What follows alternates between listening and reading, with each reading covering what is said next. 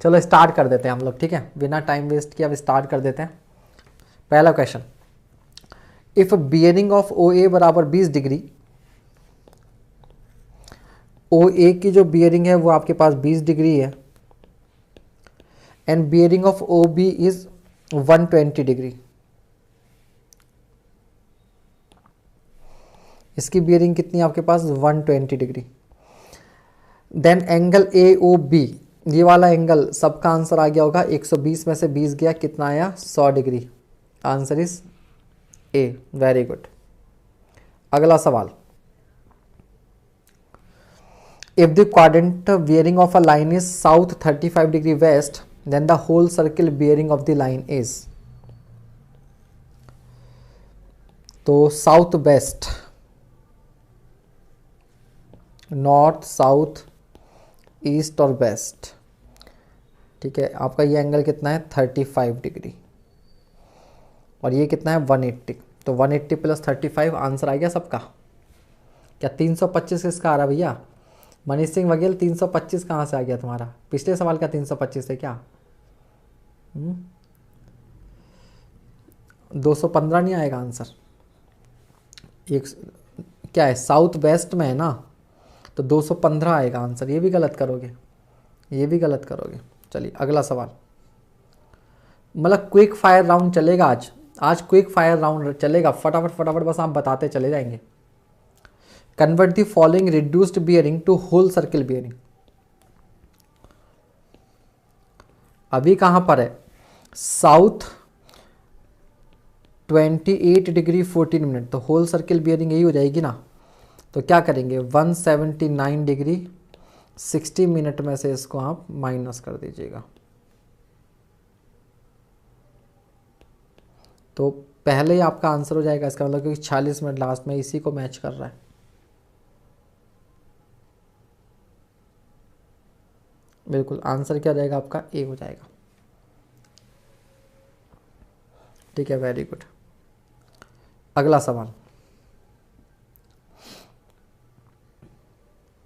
ये बताइए भैया,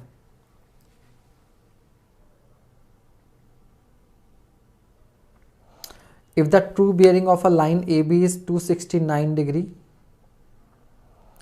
30 minutes, then the azimuth of the line is,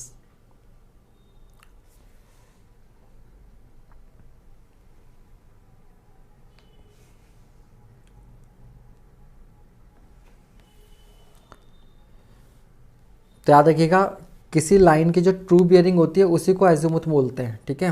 तो आंसर क्या रहेगा इसका, यही रहेगा, आंसर क्या रहेगा, डी ही रहेगा, आंसर इज डी, सेम, बिल्कुल सही बात। अगला सवाल,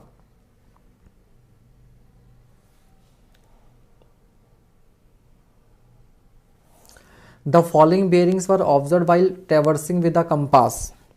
ये 4 लाइन है, इनकी 4 बियरिंग बैक बियरिंग आपको दी हुई हैं।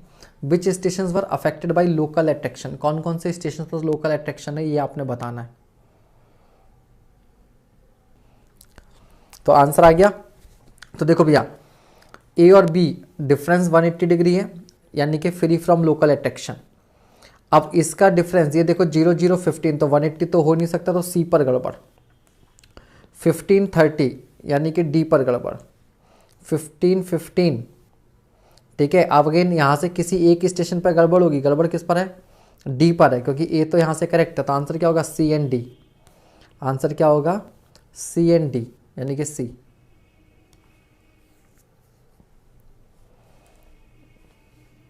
अगला सवाल,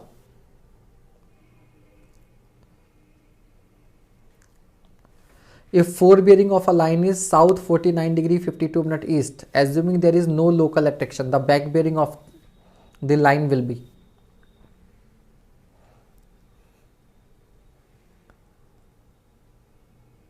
तो इसका आंसर सबको पता है भैया, सबसे सिंपल तो ये साउथ का नॉर्थ और ईस्ट का वेस्ट ये सेम रहेगा, तो क्या हो जाएगा, north 49 degree 52 minute west, answer क्या हो जाएगा, D. The standard meridian of India, ये कितनों को पता है, जिस तरीके से जिस तरीके से आपका एक परमानेंट बेंचमार्क होता है किसी भी प्लेस का सर्वे करने के लिए, उसी तरीके से एक स्टैंडर्ड मेरिडियन भी होती है। ठीक है, तो स्टैंडर्ड मेरिडियन मालूम है सबको, 82 सही 82.5 डिग्री ईस्ट में है ना। और इलाहाबाद वालों को तो सबको मालूम होगा ये, हाँ भाई इलाहाबाद वालों पता है ना, ये सबको पता होगा ये। Standard meridian of India is 82.5 degree east. It passes from Naini at Prayagraj. एक नैनी झील भी था, नैनी झील प्रयागराज में है क्या या नैनीताल में? वो नैनीताल में होगी है ना, तभी नैनीताल नाम पड़ा होगा। Standard time here is 5 hour 30 minute greater than that at 0 degree meridian GMT। तो GMT से 5.5 घंटा आगे चलते हो आप लोग, शाबाश। अगला सवाल,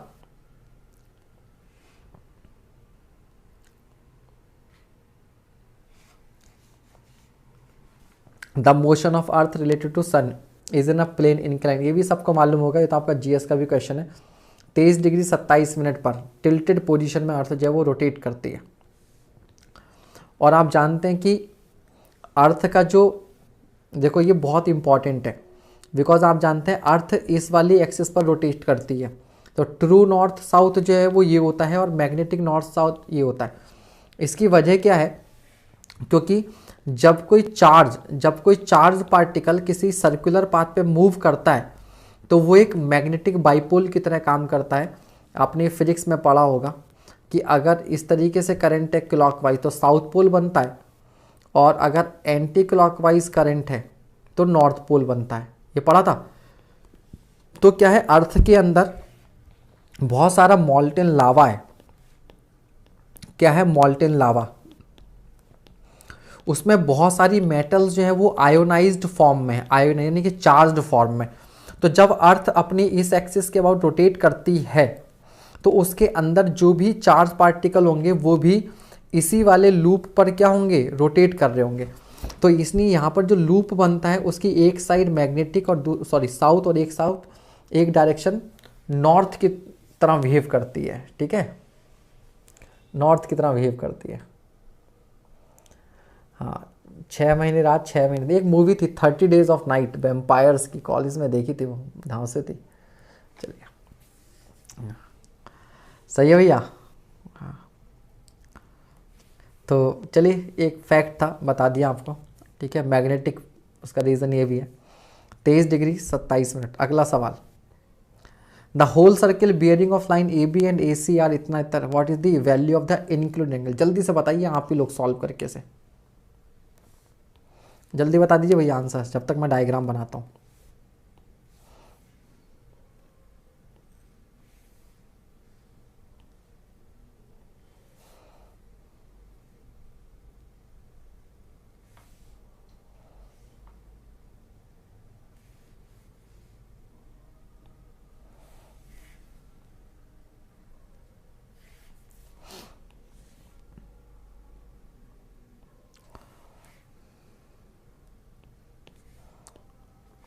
तो AB की जो होल सर्किल बियरिंग आपको दे रखी है वो दे रखी है 20 डिग्री 15 मिनट।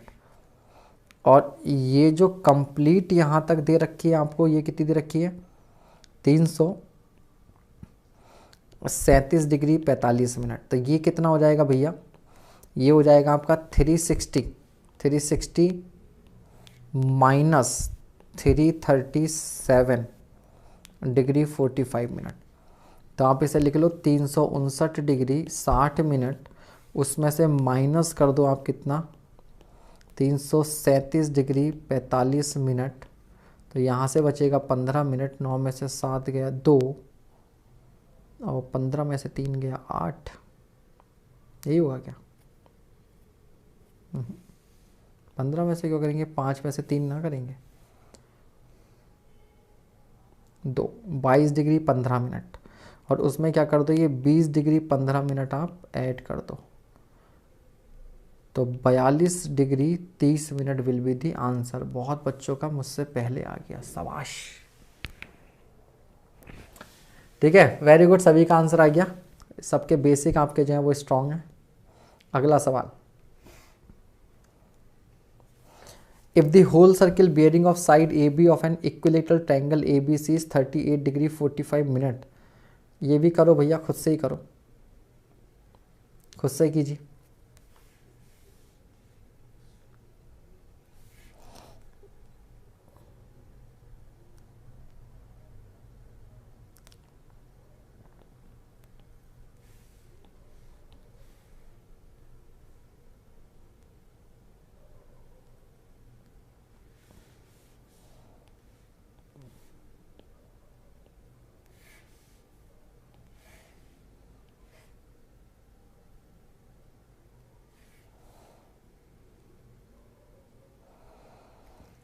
आंसर भी आ गया बहुत बच्चों का, वेरी गुड। काफ़ी स्टूडेंट्स का आंसर भी आ गया, बहुत बढ़िया। चलिए अपन इसको करते हैं।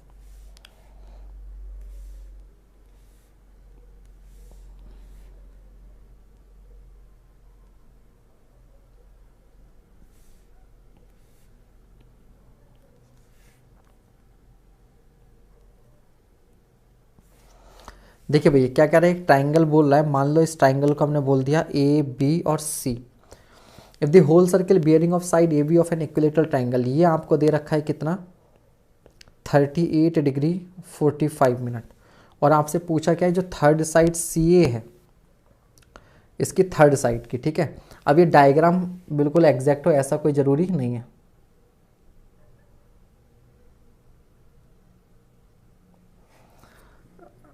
वो अर्थ के टिल्टेड वाला, तनुज जी लेट हो गया, आप शाम वाली क्लास में भी नहीं थे ना शायद। चलिए कोई बात नहीं। तो भैया सिंपल सी बात है कि अगर ये इक्विलेटरल ट्राइंगल है तो ये कितना होगा आपके पास, 60 डिग्री का एंगल होगा। ये कितना होगा, 60 डिग्री। थोड़ा सा डायग्राम छोटा बन रहा है।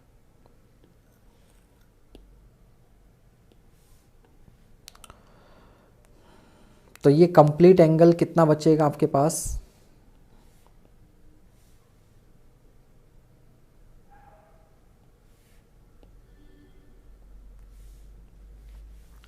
तो पहली बात तो आप क्या कर दीजिएगा कि इसको आगे बढ़ा दीजिए। जब आप आगे बढ़ाएंगे तो ये एंगल तो आपके पास कितना होगा, 30 डिग्री 45 मिनट हो गई होगा, ठीक है। अब ये एंगल कितना होगा आपके पास, दिस एंगल विल बी 120। क्यों, क्योंकि भैया ये पूरा एंगल कितना है, 60। तो इस वाली लाइन की जो बियरिंग आ गई आपके पास वो कितनी रहेगी, 120 और प्लस आपके पास हो जाएगा 38 डिग्री 45 मिनट। अब इसी तरीके से जब आप इस लाइन को आगे बढ़ा देंगे, ठीक है, तो ये एंगल पूरा कितना हो जाएगा, ये वाला एंगल हो जाएगा। और फिर यहाँ से यहाँ तक का फिर जो एंगल होगा वो आपका क्या होगा, 120। तो यहाँ पर 120 क्या हो जाएगा, 2 बार ऐड होगा। 120 आपका क्या होगा, 2 बार ऐड होगा। तो 120 का दुगना कितना हो जाएगा आपके पास, 240। और 240 में आप 38.45 जोड़ दीजिए तो भैया 278.45 हो जाएगा। सभी को समझ में आ गया, वैसे तो सबका आंसर आ ही गया है, फटाफट फटाफट, ठीक है। बाकी किसी को नहीं समझ में आया हो तो बता दीजिए, क्योंकि मैक्सिमम स्टूडेंट इसका आंसर कर चुके हैं। जिनको नहीं समझ में आया होगा वो बता दीजिएगा। ये जो हॉरिजॉन्टल लाइन है भैया वो पैरेलल है। ये वाली लाइन क्या कर रही है, इस तरीके से कट कर रही है। तो जितना एंगल यहाँ होगा उतना ही एंगल यहाँ होगा, ठीक है। अब एक लाइन पे बड़े एंगल्स का समेशन 180 होता है, ये 60 है तो ये कितना बचेगा, 120 बचेगा। तो इस वाली लाइन की जो बियरिंग होगी तो यहाँ से टोटल एंगल कितना हो जाएगा, 120 प्लस 38.45, सही है, ये आ गया। अब इस लाइन को भी ऐसे आगे बढ़ा देंगे तो अब यहाँ पर ये वर्टिकल लाइन और ये वर्टिकल लाइन पैरेलल है, इनको ये इंक्लाइन लाइन इस तरीके से कट कर रही है। तो जितना एंगल यहाँ पर होगा उतना ही एंगल यहाँ होगा। बट इस लाइन तक आने के लिए क्या करना पड़ेगा, यहाँ से टोटल जाना पड़ेगा। तो यहाँ से यहाँ तक तो मालूम चल ही गया, उसमें 120 और ऐड कर दिया तो 120 प्लस 120 क्या हो जाएगा, 240, ठीक है। नहीं आया, चलिए देखिए ध्यान से। ये आपने नॉर्थ साउथ बना लिया। अब आपके पास एक इक्विलेटरल ट्राइंगल है, कह रहा है इसकी जो साइड ए बी सी है उसकी जो बियरिंग है वो 38 डिग्री 45 मिनट है। ये तो ये एंगल आपको कितना दे रखा है, 38 डिग्री 45 मिनट दे रखा है। तो ये एंगल आपको दे रखा है 38 डिग्री 45 मिनट। अब यहाँ पर आपने अगेन नॉर्थ साउथ बना लिया और इस लाइन को आपने क्या कर दिया, आगे की ओर बढ़ा दिया इस तरीके से। तो भैया ये एंगल भी क्या 38 डिग्री, चलो मैं 38 ना लिखकर मैं इसको थोड़ा सा आपके लिए थीटा लिख दे रहा हूँ, वैल्यू मत लिखो, इस वैल्यू को आप थीटा लिख दो तो क्या ये भी थीटा होगा, बिल्कुल सही बात है। अब यहाँ से ये पॉइंट बी आ गया, यहाँ से आपके पास ये आ गया एक और, ठीक है। अब ये पॉइंट आपका सी है। अब मुझे बताइए इसकी जो होल सर्किल बियरिंग होगी WCB वो कितनी होगी, क्या ये देखो, अब ये वाला एंगल कितना है आपके पास 60 डिग्री, क्यों, इक्विलेटरल ट्राइंगल है। जब ये 60 डिग्री हो गया तो ये वाला एंगल कितना बचा, दिस एंगल इज 120। तो इस लाइन की जो बियरिंग होगी क्या वो 120 प्लस थीटा होगी, बिल्कुल सही बात है। अब यहाँ से इसको हमने बना दिया इस तरह से, और इस वाले पॉइंट को आपने मान लो, अब जैसे भी बनना है इसको मिला दो, जैसे ऐसे कोई फ़र्क नहीं पड़ रहा, इसको मिला दिया हमने इस तरह से, ठीक है। अब देखिएगा भैया इस वाली लाइन को मैंने आगे बढ़ाया, जब आगे बढ़ाया तो अगर यहाँ से यहाँ तक का एंगल अगर ये 120 प्लस थीटा है तो ये वाला पूरा एंगल भी कितना होगा 120 प्लस थीटा ही होगा। लेकिन यहाँ से यहाँ तक अगर मुझे जाना है तो ये एंगल कितना है 60 डिग्री, तो ये एंगल फिर से क्या होगा 120। तो अब ये यहाँ से यहाँ तक जो होल सर्किल बियरिंग होगी वो कितनी होगी, इतना एंगल और प्लस उसमें क्या 120, तो ये टोटल कितना हो जाएगा 120 प्लस 120 प्लस थीटा, यानी कि 240 प्लस थीटा। थीटा की वैल्यू कितनी दे रखी है 38 डिग्री 45 मिनट, तो 278 डिग्री 45 मिनट। अभी भी समझ नहीं आया, ठीक है। एकांतर अंतःकोण, अभी भी कोई ऐसा इसको समझ में नहीं आया हो,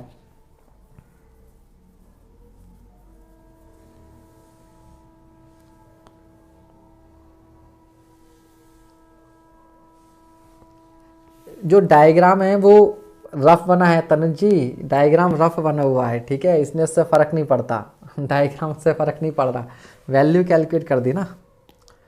अब आपको मालूम चल गया तो अब ये पॉइंट नीचे खिसका दो, बन जाएगा उसके हिसाब से। अभी कोई और बच्चा इसको समझ में नहीं आया। शिवम श्रीवास्तव कितने फॉर्मूले याद करोगे, फॉर्मूले से क्या करना है इसमें, ये हो तो गया, ठीक है।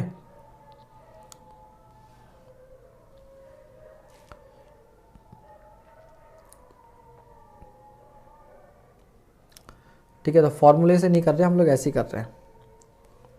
अगला सवाल, मैग्नेटिक डिक्लिनेशन क्या होता है, मैग्नेटिक डिक्लिनेशन क्या होता है, जल्दी जल्दी बताते जाइए आप लोग, व्हाट इज मैग्नेटिक डिक्लिनेशन।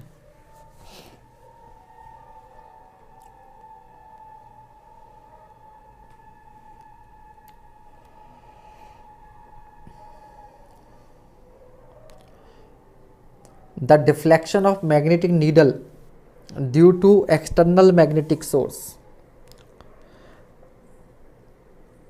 ठीक है। तो सबका आंसर आ रहा है जल्दी से C, very good. The angle between the true meridian and the magnetic meridian at a place. तो मैंने अभी आपको बताया था कि अर्थ जो है वो एक टिल्टेड पोजीशन के अबाउट क्या करती है, रोटेट करती है। तो इसका जो मैग्नेटिक लूप बनता है वो मैग्नेटिक लूप इधर नहीं बनता, किसी एंगल पर बनता है, आप समझ रहे हैं। तो किसी भी पॉइंट पर आपका जो ये ट्रू नॉर्थ साउथ होगा और वहाँ पर जो मैग्नेटिक नॉर्थ साउथ होगा ये होगा, this is magnetic north, this is magnetic south. तो इनके बीच का जो एंगल होता है उसी एंगल को हम लोग क्या बोलते हैं, डिक्लिनेशन बोलते हैं, ठीक है।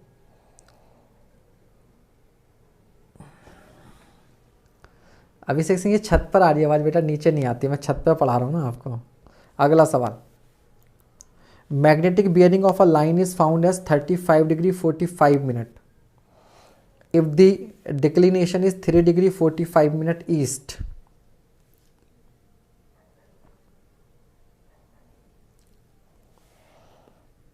तो आपको मालूम है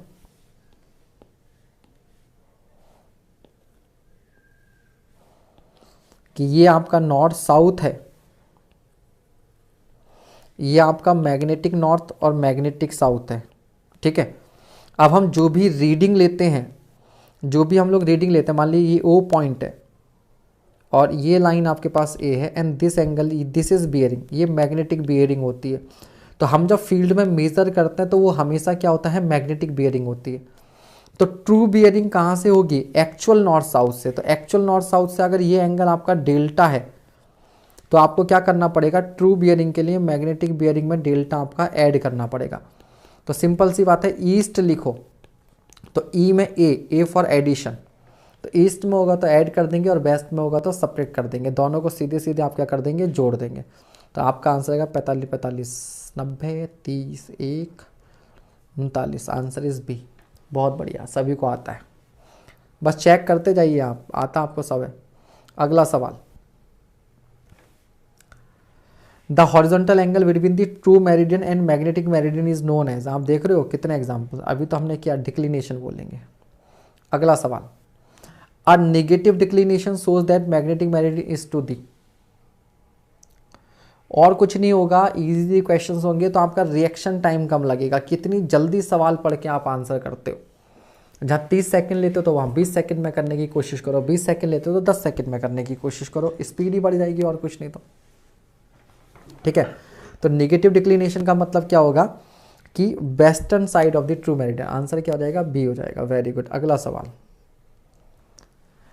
the magnetic poles the amount of dip, dip का मतलब होता है झुकना, डिप कर जाना। तो क्या होता है कि जो मैग्नेटिक नीडल होती है, इसको रहना तो क्या चाहिए, किसी प्लेस पर हॉरिजॉन्टल, लेकिन मान लो इसके नीचे की तरफ कोई मैग्नेटिक मटेरियल होता है, अपनी हॉरिजॉन्टल पोजीशन में नहीं रहती, ये क्या करती है, नीचे की ओर डिप कर जाती है।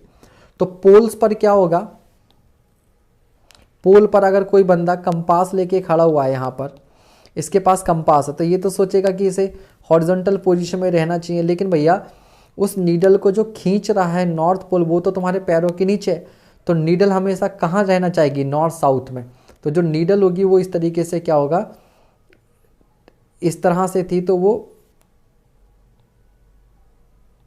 क्या हो जाएगी, इस तरह से होना चाहिए यहाँ पे। तो एंगल कितना बनेगा, 90 डिग्री। मालूम है सबको, लेकिन ठीक है, बताना तो हमारा फर्ज है। अगला सवाल, when the magnetic declination is 5 degree 20 minute east, the magnetic bearing of the sun at noon. ये सवाल बताइए कितने स्टूडेंट कर सकते हैं, वैसे काफ़ी लोग कर लेंगे।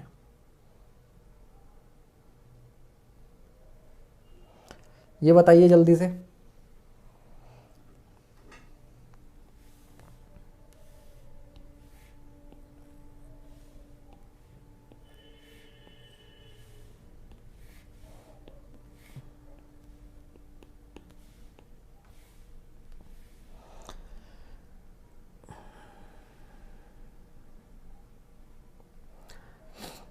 हाँ भैया, तो दोपहर के समय में सूर्य देवता कहाँ होते हैं, दोपहर के समय में सूर्य देवता कहाँ होते हैं, हमारे यहाँ पर होते हैं।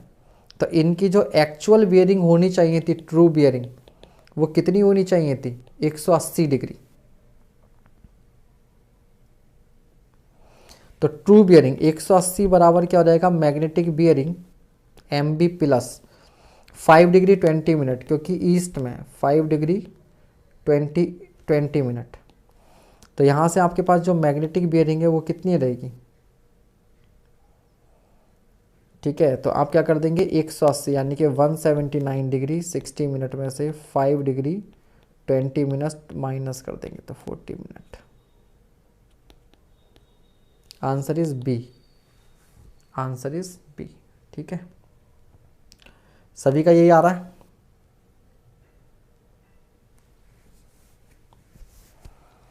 ठीक है भाई, चलिए, ये इस बुक में इसका सॉल्यूशन जो है वो गलत दिया हुआ है, बुक में सॉल्यूशन गलत दिया हुआ है। बियरिंग ऑफ सन 360 पता नहीं कैसे मान ली। ठीक है, चलिए अगला सवाल,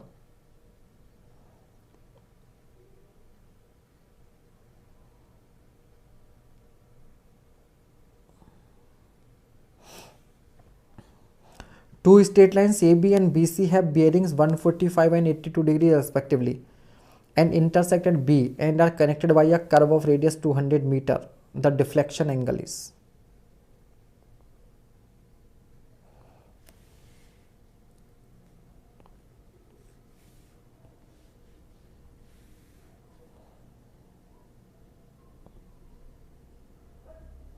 ए बी की बियरिंग है 145, तो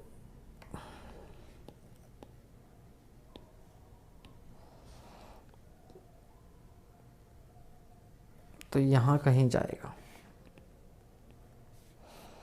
और बी सी की कितनी है 82। आपसे पूछा क्या है deflection angle,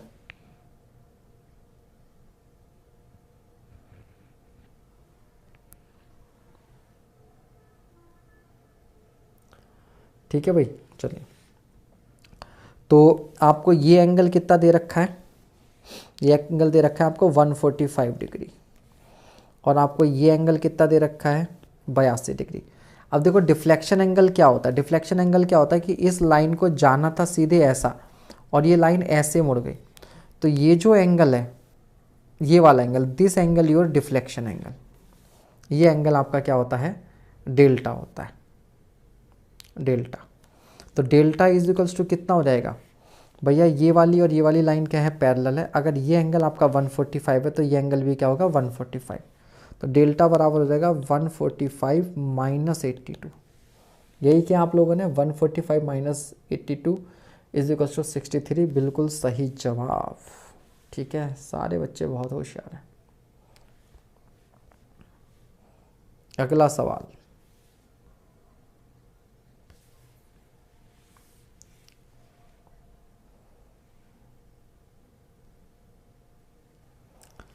true bearing of a line is 10 degree, the magnetic declination is 1 degree west, its magnetic bearing is।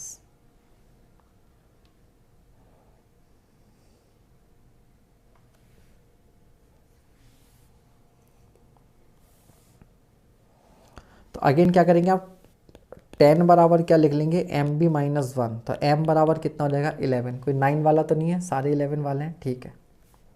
हाँ कुछ आएंगे 9 वाले भी, सी भी, जल्दी जल्दी में गड़बड़ कर देते हैं, 10 में से एक घटा के 9 लिख देते हैं, वो ये भूल जाते हैं कि ट्रू बियरिंग दी हुई है, एम भी पूछा हुआ है। तो जिनका आंसर सी आ रहा है इसमें सिली मिस्टेक होने के चांसेस होते हैं, ध्यान दीजिएगा। अगला सवाल, if the difference of the fore and back bearing of the line is 180 degree 30 minute and there is a effect of,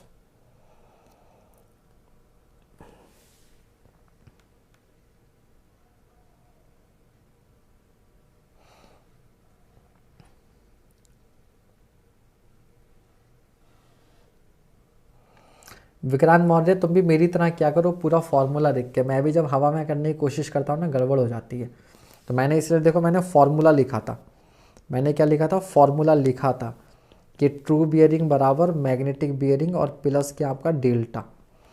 ठीक है, तो ट्रू बियरिंग दे रखी है आपको 10 बराबर मैग्नेटिक बियरिंग और डिक्लिनेशन 1 डिग्री वेस्ट दिया हुआ है, तो यानी कि माइनस का 1, तो एम बी बराबर 11। तो मेरी तरह क्या करो, ठीक है मतलब हाँ बॉन्ड नहीं बनना, तो मैं ज़्यादातर न्यूमेरिकल करता हूँ तो बॉन्ड बनने की कोशिश नहीं करता हूँ, थोड़ा टाइम लग जाएगा लेकिन सही से हो जाएगा। ठीक है, तो ये सबको मालूम है लोकल अट्रैक्शन की वजह से होता है।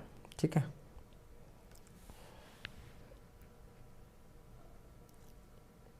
सर मैराथन कब होंगे, जल्दी होंगे बेटा मैराथन भी, चिंता मत कीजिए, थोड़ा सा समय दीजिए, पेन चलाते रहो कभी, बस फॉर्मूला याद आता है। Magnetic bearing of line AB was north 59 degree 31 west in the years 1967 when the declination was 4 degree 10 minute east. If the present declination is 3 degree west, the whole circle bearing of the line is। बहुत बढ़िया सवाल, जल्दी कीजिए।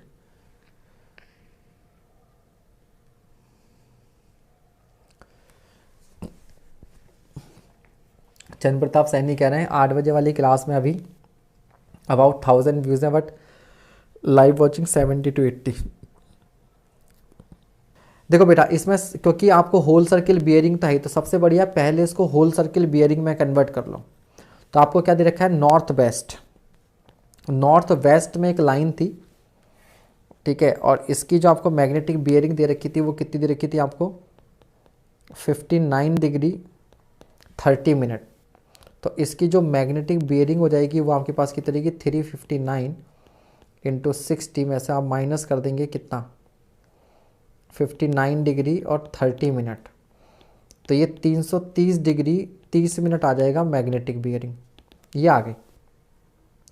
कौन से year में? 1967 में। 1967 में when the declination was 4 degree 10 minute east, 4 degree 10 minute east, तो उस समय ट्रू बियरिंग कितनी हुई होगी? 300 डिग्री बियरिंग जो है वो कांस्टेंट रहेगी। तो ये कितना हो जाएगा? 304 degree 40 minute is equals to magnetic bearing आज की, और आज का डिक्लिनेशन माइनस कर देंगे 3 डिग्री, वो 3 डिग्री जो है वो इधर आकर ऐड हो जाएगा, तो 307 डिग्री 40 मिनट। ठीक है, 340 डिग्री 7 मिनट, ये होगा आंसर। ठीक है, बिल्कुल सही। हाँ, डुबकी लगानी पड़ेगी। ये ऊपर कुछ बोल रहे हैं, शायद शॉर्टकट बता रहे हैं। सर एक ईस्ट और दूसरा वेस्ट डिक्लिनेशन, तो इन दोनों का डिफरेंस लेंगे। बिल्कुल ले सकते हैं आप, इन दोनों का डिफरेंस भी ले सकते हैं डायरेक्टली।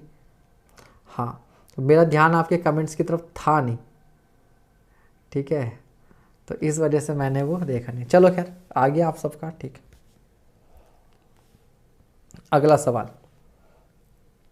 4 बज गए लेकिन डिग्री अभी बाकी है। ठीक है, अगला सवाल। The lines passing through points of zero declination, zero declination, देख रहे हो भाई साहब कहाँ कहाँ पूछ रखा है।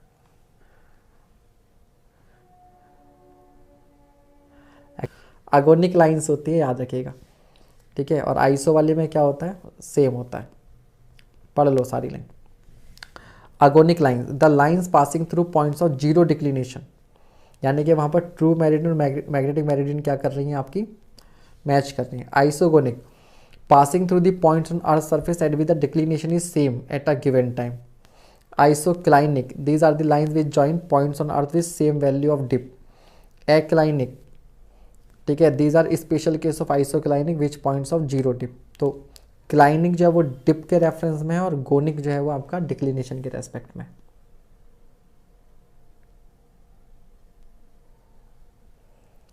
ठीक है, अगला सवाल। The first temporary adjustment of a prismatic compass, जल्दी बताइए।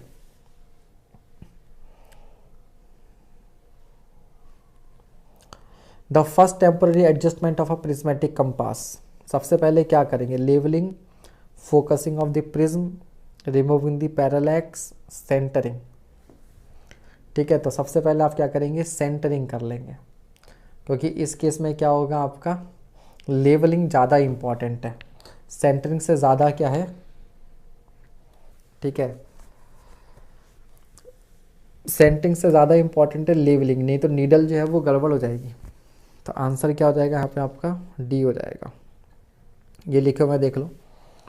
Temporary adjustment of prismatic compass, fixing the compass to tripod, then centring, then levelling, then sighting the compass and then observation of bearing. सब आता है तुम लोगों को। अगला सवाल। A surveyor's compass is used to determine, तो सर्वेयर कंपास, तो ऐसे लिख लेना, सर ने बताया था कि सर्वेयर कंपास में रिड्यूस्ड बियरिंग और PWD अच्छा डिपार्टमेंट है, तो प्रिज्मेटिक में होल सर्किल। जो भूल जाए, वैसे तो सबको याद रहेगा, बट भूल जाए तो।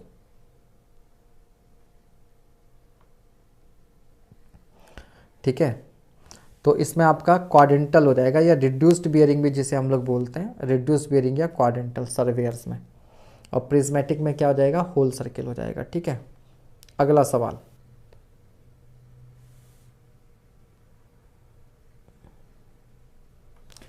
तो prismatic compass is used to determine, क्या हो जाएगा? PWD होल सर्किल बियरिंग, यहाँ पर क्या हो जाएगा? Whole circle bearing. हाँ, PWD तो अच्छा रहेगा भैया, क्यों नहीं रहेगा। अगला सवाल। The box of prismatic compass is made of, Sunil Kumar ji छोड़िए भैया, काहे स्पैम कर रहे हैं। ठीक है, द बॉक्स ऑफ प्रिज्मेटिक, तो ये दुनिया पित्तल दी है ना, तो बॉक्स ऑफ प्रिज्मेटिक कंपास भी आपका पीतल दा, क्योंकि नॉन मैग्नेटिक है, ब्रास। ठीक है, सुनील जी बार बार मैसेज मत कीजिए इस तरह से, ये कोई फ़ायदा नहीं है, ठीक है। लाइव चैट में एक बार मैसेज कर दो, ठीक है, वही मैसेज टाइप करके चिपकाते रहोगे, कुछ फ़ायदा थोड़ी ना है। अगला सवाल,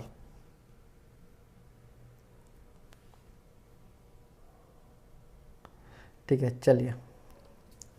In an old map, a line AB was drawn to a magnetic bearing of 5 degree 30 minute. The magnetic declination at the time being 1 degree east. If the present magnetic declination is 8 degree 30 minute east, the line should be set to a magnetic bearing of. तो true bearing क्या होता है, constant होता है, तो m1 plus delta 1 बराबर m2 plus delta 2 कर दो। तो m1 कितना था, 5 डिग्री 30 मिनट था, और डेल्टा 1 क्या था, 1 डिग्री ईस्ट। अब देखो खाली 1 डिग्री है ना। और if the present magnetic declination is,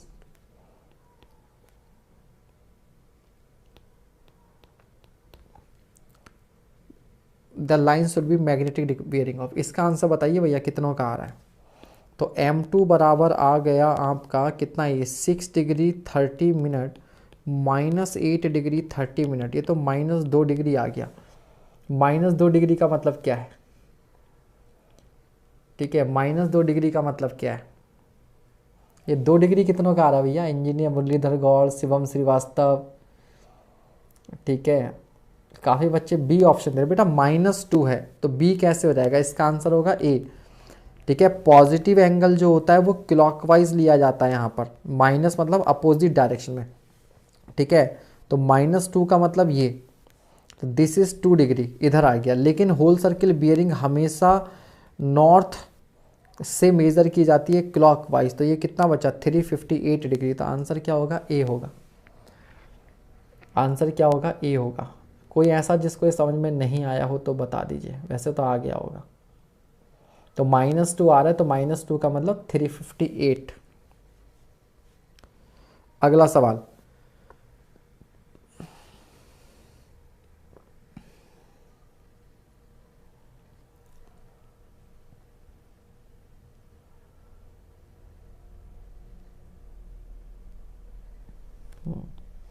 isogonic lines are passing through points having same declination, है ना। तो ये तो अभी किया ही था हमने आइसोगोनिक में। अगला सवाल, if the magnetic bearing of the sun at a place in noon in southern hemisphere is 167 degree, the magnetic declination. अभी मिलता जुलता सवाल तो हमने इसके किया ही था, तो वही सेम टाइप का सवाल हो जाएगा। तो नून में दोपहर के समय जो ट्रू बियरिंग होगी वो होनी चाहिए 180, तो 180 बराबर 167 और प्लस का कितना, डेल्टा।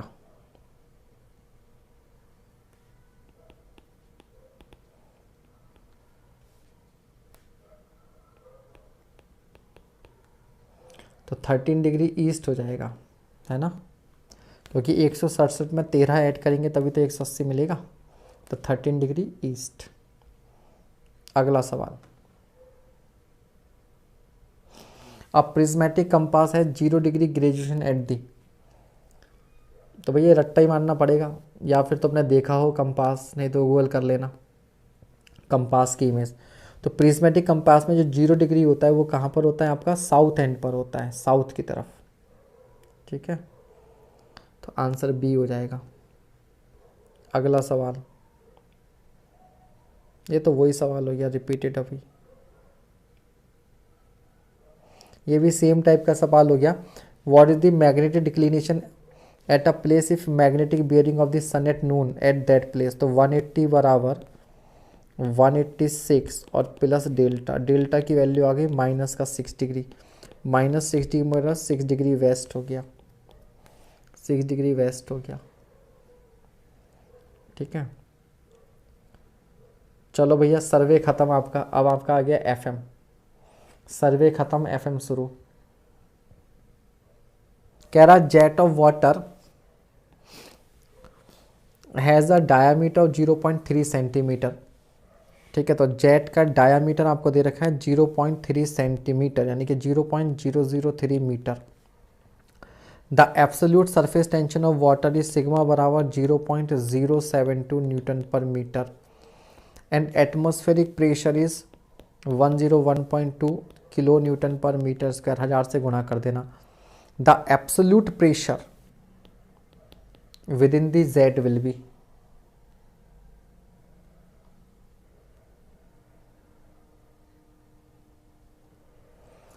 ठीक है। तो कुछ स्टूडेंट्स का आंसर आ गया है, 101.152 कर रहे हैं। तो आपको मालूम था कि चाहे आपका लिक्विड जेट हो, चाहे आपका एयर बबल हो, चाहे वाटर ड्रॉपलेट हो, इन सभी में क्या होता है, कुछ एक्सेस प्रेशर होता है, extra pressure delta P.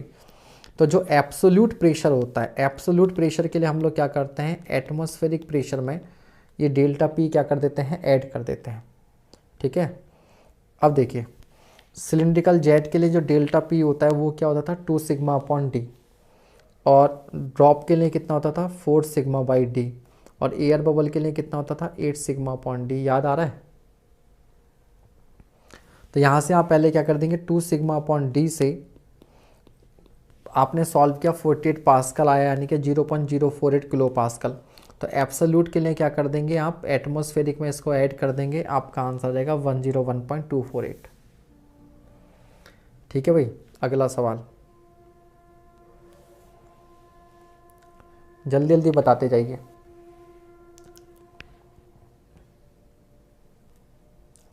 A fluid in which shear stress is more than the yield value and shear stress is proportional to the rate of shear strain is known as, इसका क्या answer होगा।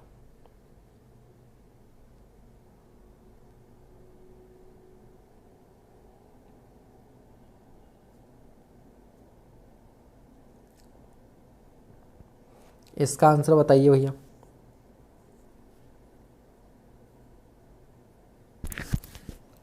तो देखिए यहाँ पर दो चीज़ें एक साथ हो रही हैं। पहली बात तो अ fluid in which shear stress is more than the yield value, ठीक है। तो शियर स्ट्रेस जो है वो यील्ड वैल्यू से ज़्यादा है। यील्ड वैल्यू को चलो मैं FY लिख दे रहा हूँ यहाँ पर।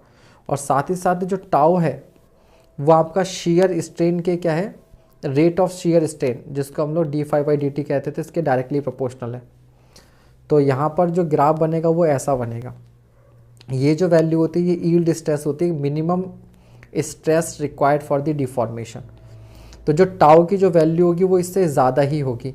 और ग्राफ क्या है, लाइन, वो किस में मिलता है आपको, आइडल प्लास्टिक में, जिसको हम लोग बिंघम प्लास्टिक भी बोलते थे। क्या बोलते थे, बिंघम प्लास्टिक। ए मत लगा देना बेटा, ए लगा दोगे तो गलत हो जाएगा, क्योंकि अगर केवल ये वाली कंडीशन होती तो न्यूटोनियन होता, बट साथ में उसने ये जो लिख रखा है कि shear stress is more than the yield value, ठीक है, इसकी वजह से आपका वो आइडियल प्लास्टिक हो जाएगा। अगला सवाल,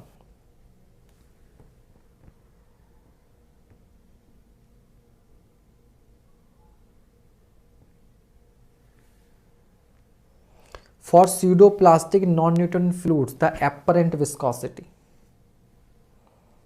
एपरेंट विस्कोसिटी क्या होता था, आपको बताया था, इधर हम लोग टाउ प्लॉट करते थे और इधर du/dy।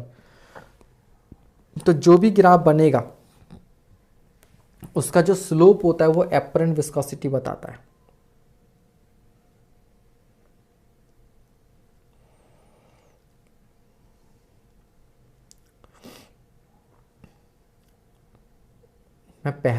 मैं एक दो भाई साहब पहला इंजीनियर देख रहा हूँ जो अर्ली मॉर्निंग, बीटेक वाले कहते हैं भैया सर रात को हमको 2 बजे पढ़वा लो, 3 बजे पढ़वा लो, सुबह 5 बजे पढ़ने के लिए मत बोलना, ठीक है। तो देखिए आपने ग्राफ आपको मालूम थे, इस तरह से जाते थे आपके। तो TBR PND, ट्रिक याद आ रही है, ये वाला था आपका TBR और ये था आपका PND। तो जो ग्राफ होता है स्यूडो प्लास्टिक का वो ग्राफ ऐसा जाता है। तो आप क्या देख रहे हैं कि du/dy के साथ में, यानी कि जैसे जैसे आप वेलोसिटी ग्रेडियंट या शियर स्ट्रेन बढ़ाओगे इसका स्लोप क्या हो रहा है, इनिशियली स्लोप ज़्यादा है और बाद में स्लोप क्या है, कम है। तो जब स्लोप समय के साथ डिक्रीज करता है तो हम क्या बोलेंगे, एपरेंट विस्कोसिटी क्या करेगी, डिक्रीज करेगी। तो decreases with increasing deformation rate, ठीक है। तो जितना इनको शेक करोगे ये उतना ही क्या होते जाएंगे, थिन होते जाएंगे। तो answer is B, answer is B. अगला सवाल,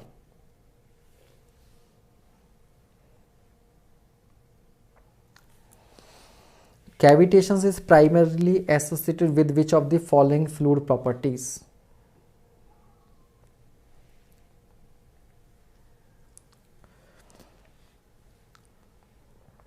मुझसे बस सुबह को जल्दी नहीं उठाया जा सकता, बाकी कुछ भी हो। कैविटेशंस आपको मालूम है वेपर प्रेशर, ठीक है, वेपर प्रेशर। ये बताइए, if sigma is the surface tension, R is the cylinder radius, the pressure increase delta P in the interior of a liquid cylinder is.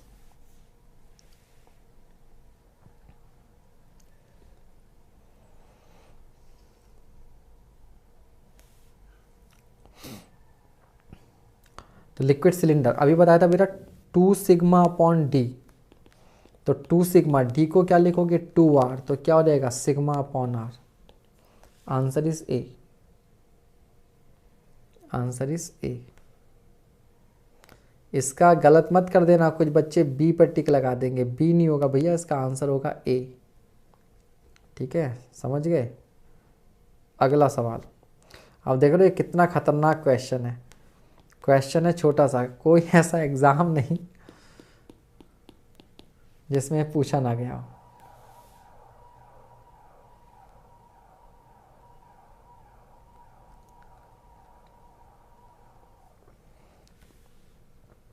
Dynamic viscosity has the dimensions of, ठीक है, तो क्या था ये, kilogram metre inverse second inverse, तो M L minus T minus 1, ठीक है, आप ऐसे भी लिख सकते हो, नहीं तो क्या था आपके पास newton second per metre square, तो M L 2 minus 2 into T upon metre square यानी कि एल स्क्वायर, तो M L minus 1 T minus 1 सबको आता ही होगा।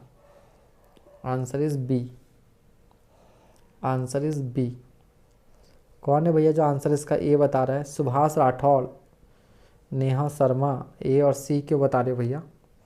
M L minus 1 T minus 1 होता है, ये भी गलती कर रहे हैं कुछ बच्चे, कुछ सी भी बता रहे हैं जिंदगी झंडवा, तुमने तो भैया सही में झंडवा कर दिए सी बताकर, ठीक है। चलिए अगला सवाल,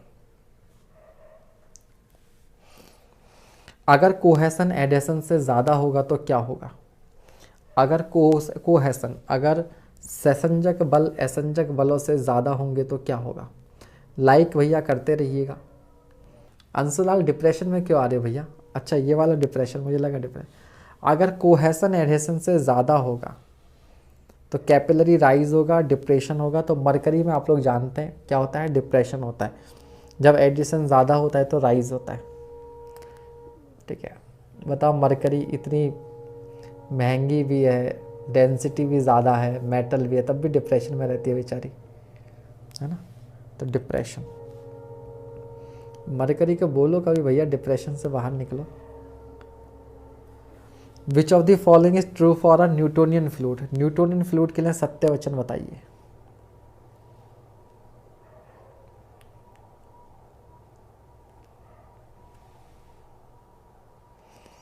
चलिए, विच of the following is true for a Newtonian fluid? तो न्यूटोनियन के लिए आप जानते हैं कि जो टाउ होता है वो डायरेक्टली प्रोपोर्शनल होता है किसके, D U upon D Y के। तो viscous shear stress is independent of velocity gradient, viscous depends linearly, तो बी होगा इसका आंसर, लीनियरली डिपेंड करता है ना। अगला सवाल, अगला सवाल जल्दी से कर डालिए भैया इसको।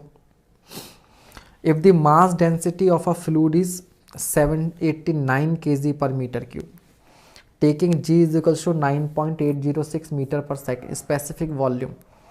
स्पेसिफिक वॉल्यूम क्या होता था? स्पेसिफिक वॉल्यूम को अगर मैं v बार से लिख दूं फॉर एग्जांपल, तो ये होता था b बाई एम, पर यूनिट मास जो वॉल्यूम होता है। अब यहाँ पर यूनिट जो है वो मीटर क्यूब पर किलो न्यूटन में दे रखे, तो मैं इसे पर यूनिट वेट लिख देता हूँ v अपॉन डब्ल्यू, यानी कि v अपॉन एम जी लिख देता हूँ, ठीक है, v अपॉन एम जी। अब इसको मैं लिख सकता हूँ 1 upon M upon B into G. तो एम अपॉन बी क्या रहेगा भैया, डेंसिटी, और ये रहेगा तो 1 अपॉन रो जी, 1 अपॉन रो जी कर दीजिए इसको, तो आपका आंसर जो है वो सी आ जाएगा। 1 अपॉन रो जी कर दीजिए। ए कैसे आ रहा है भैया, ए वाले क्यों इतने सारे हैं ये, ए अंशुलाल कह रहे हैं C for cat, A for apple नहीं। जी की वैल्यू जो आपको दी है वही लगाएंगे आप, तो 1 अपॉन डेंसिटी भी आपको दे रखी है 789, हज़ार तो नहीं लगा दिया आप लोगों ने जल्दी से, 789 इंटू 9.806। कैलकुलेटर से कर पाएंगे भैया एग्जैक्ट वैल्यू, ठीक है, ये उत्तराखंड वाले को ज़्यादा ही होशियार हैं भाई साहब, बिना कैलकुलेटर के सवाल कैसे करोगे, इतना क्लोज डिजिट है, तो कैलकुलेटर से ही करना पड़ेगा, नहीं तो इतना इजी क्वेश्चन भी एग्जाम में आपको छोड़ना पड़ेगा। चलिए अगला सवाल,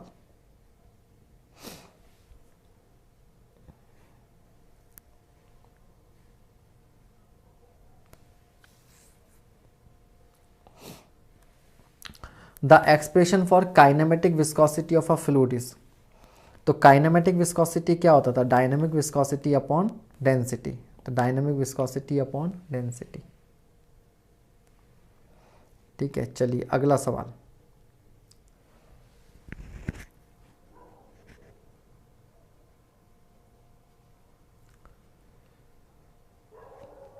इंक्रीज ऑफ टेम्परेचर, टेम्परेचर का इफेक्ट विस्कोसिटी पे क्या पड़ता है, increase of temperature increases the viscosity of liquid, decreases the viscosity of liquid, decreases the viscosity of gas, none of the above.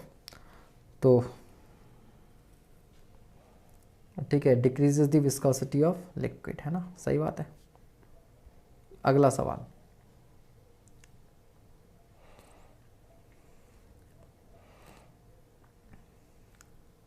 Next question, the maximum diameter that a capillary tube can have to ensure that a capillary rise of at least 6 mm is achieved when the tube is dipped into a body of liquid with surface tension इतना and density इतना।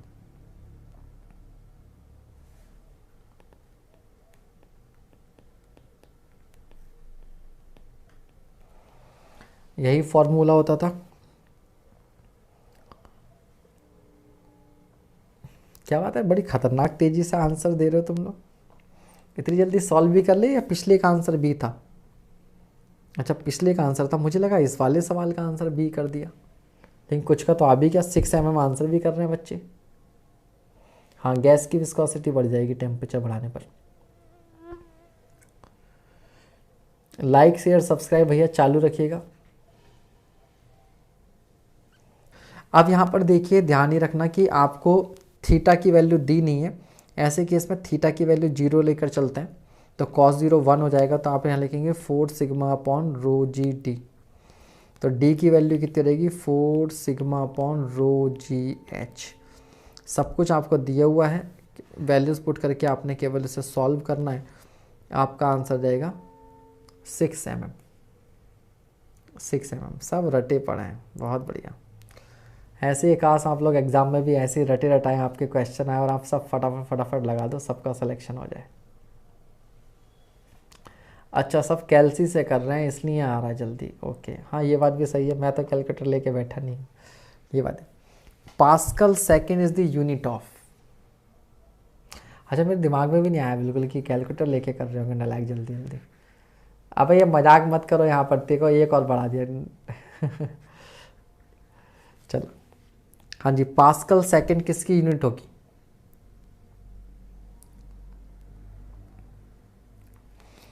तो dynamic viscosity mu क्या होता था, newton second per metre square, newton per metre square into second, newton per metre square क्या होता था pascal, तो पास्कल सेकेंड इज बिल्कुल सही जवाब। अगला सवाल, आज सवाल कुछ ज़्यादा इजी आ गया ना तुम्हारे लिए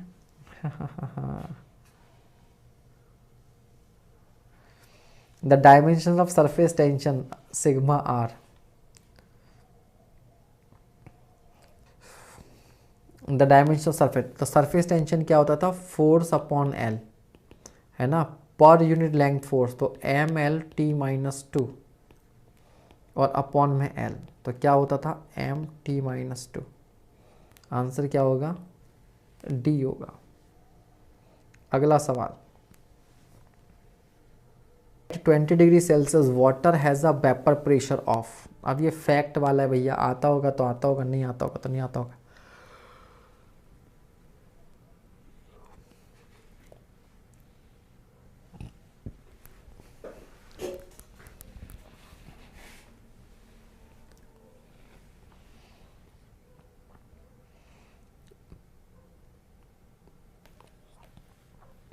eight 20 degree Celsius water has a vapour pressure, water का वेपर प्रेशर, ये सब लोग 760 किलो पास्कल क्यों बोल रहे हो, कहाँ से आया 70 किलो पास्कल, कहीं पढ़ रखा है या कुछ भी रट्टा ऐसे तुक्का लगा रहे हो, ऐसे तुक्का लगा रहे हो। भैया गूगल कर लेना, मुझे भी नहीं आता तो मैं भी आंसर देख के बता रहा हूँ ठीक है। तो at 20 degree Celsius water has a vapour pressure of 17.5 torr, और 1 टॉर बराबर होता है 130.33 पास्कल। तो आप सीधे सीधे इसकी मल्टीप्लाई कीजिएगा, आंसर आएगा 2.33 किलो पास्कल। आप 2.5 किलो पास्कल मान लो, 2.5 फॉर एग्जांपल, ऐसे याद करने के लिए। तो ऐसे तुक्के मत लगाओ, मैं सोच रहा यार कहीं गलत तो नहीं है तो आंसर इस 2.33 किलो पास्कल, ठीक है, तुक्के उक्के मत लगाया। तो आंसर सी हो जाएगा 2.34। तो तुक्का फिर डी पे कर, डी पर तो वैसे ही लगाने को मना किया, डी पर और ए पर लगाना भी तो बी और सी पर लगाओ, ठीक है। सर टेलीग्राम चैनल नेम क्या है, हमारे नाम से सर्च कर लेना madam, civil engineering by Jitendra sir. अगला सवाल,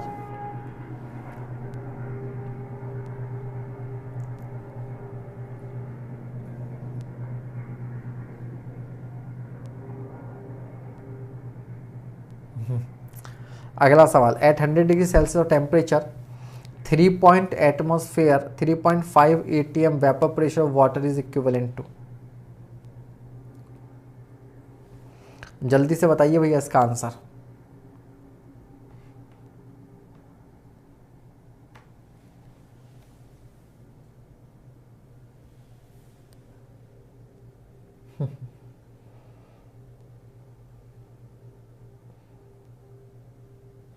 बच्चों को नींद आने लगी लगता है, अबे मैं भी सो जाऊंगा ऐसा अगर ये हाल करोगे तुम लोग।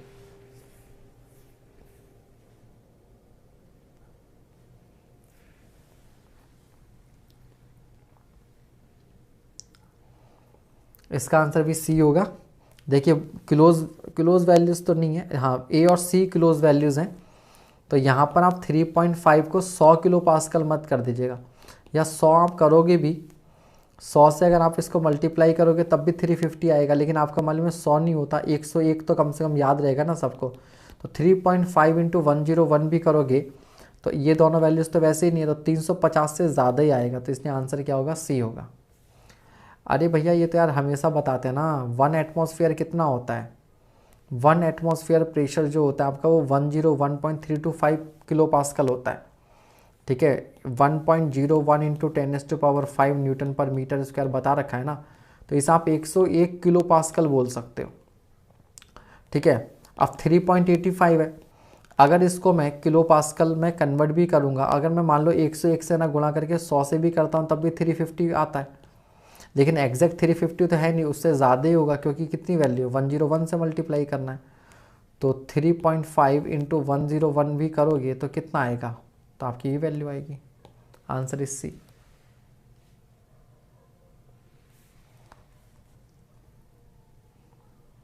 हेमंत जोशी कह रहे हैं सर 10 बजे कर लो इस क्लास की टाइमिंग, क्यों भैया केतन सर और हमें लड़ाई करवानी है क्या।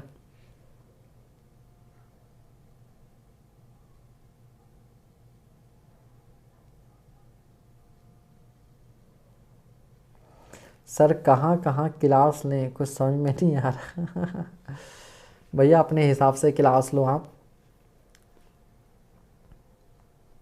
हाँ बहुत इजी था, सवाल आज के सारे ही बहुत इजी हैं,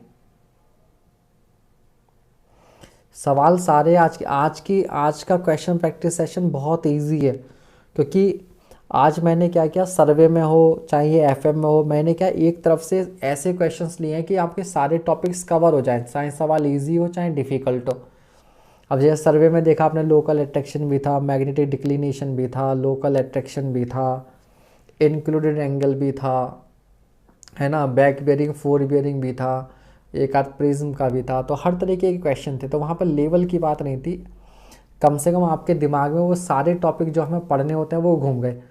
ऐसे इसमें आपका विस्कोसिटी भी आ गया, सरफेस टेंशन भी आ गया, कैपिलरी राइज भी आ गया, एटमॉस्फेरिक प्रेशर भी आ गया, वो स्यूडो प्लास्टिक बिंगम प्लास्टिक वो भी आ गया, स्पेसिफिक वॉल्यूम भी आ गया, अब ये न्यूटन्स लॉ ऑफ विस्कोसिटी पर भी क्वेश्चन आ गया। तो आप ये मत सोचिए कि क्वेश्चन सर अब आज पता नहीं क्यों इतने ईजी क्वेश्चन ले आए, नहीं, इसके पीछे भी लॉजिक है। लॉजिक ये है कि क्वेश्चन का लेवल नहीं, आपके दिमाग को क्या करना है, एग्ज़ाम के कुछ टाइम पहले रिवीजन वाले मोड में लेके जाना है। और रिवीजन का तरीका क्या होता है कि अगर आपके दिमाग में एक बार हर तरीके का टॉपिक इजी डिफ़िकल्ट जैसा भी क्वेश्चन आ जाए तो वो रिवाइज हो जाएगा। तो थोड़ा सा मुश्किल भी होगा सवाल, उसे भी कर लोगे आप, टाइम कुछ सेकंड ज़्यादा कुछ सेकंड कम, ठीक है। चलिए, the velocity distribution for a flow over a plate is given by u is equals to 3y² plus 2y दे रखा है। तो ठीक है, where u is velocity, if the dynamic viscosity is 9 poise, तो सबसे पहले तो आप म्यू क्या करोगे, 9 पॉइस, तो पॉइस को न्यूटन सेकंड पर मीटर स्क्वायर में कन्वर्ट करने के लिए 10 से डिवाइड करते हैं, तो 0.9 न्यूटन सेकंड पर मीटर स्क्वायर हो जाएगा। अब आप जानते हैं टाउ बराबर क्या होता है, mu into D U upon D Y होता है। तो mu into D U upon D Y, इसको डिफ्रेंशिएट कर दो, 2 या 6y और प्लस क्या हो जाएगा 2। आपसे क्या पूछा, the shear stress at a boundary is given by, तो बाउंड्री के लिए y की वैल्यू आप क्या कर दोगे भैया 0, बाउंड्री के लिए आप y की वैल्यू क्या कर देंगे 0 कर देंगे, ठीक है। तो म्यू की वैल्यू 0.9 कर देंगे और 0 + 2, तो 2 नंबर 18, तो आंसर हो गया 1.8, answer is 1.8 Newton per metre square, क्योंकि हमने सब कुछ न्यूटन और मीटर में लिया है, ठीक है भैया। चलिए अगला सवाल, जीतेगा वही जो डटा रहेगा, जीतेगा वही जो डटा रहेगा, ठीक है।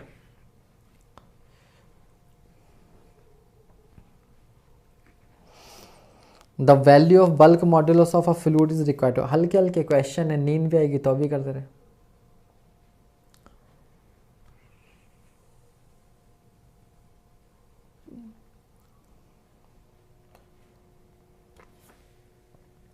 मैंने कहीं पर पढ़ा था कि एक्स्ट्रा ऑर्डिनरी और ऑर्डिनरी में केवल एक्स्ट्रा का फ़र्क होता है, एक्स्ट्रा ऑर्डिनरी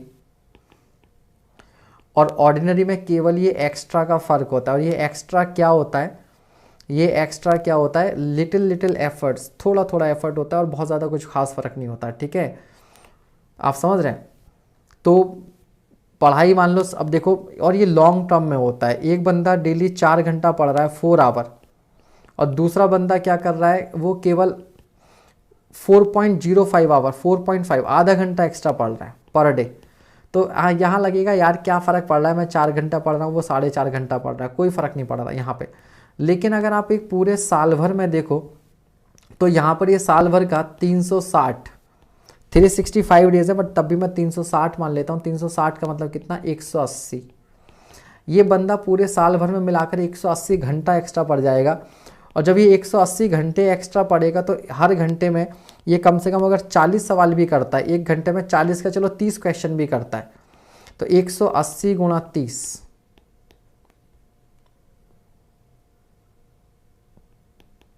ये लड़का 5400 सवाल ऑन एन एवरेज एक्स्ट्रा करता है।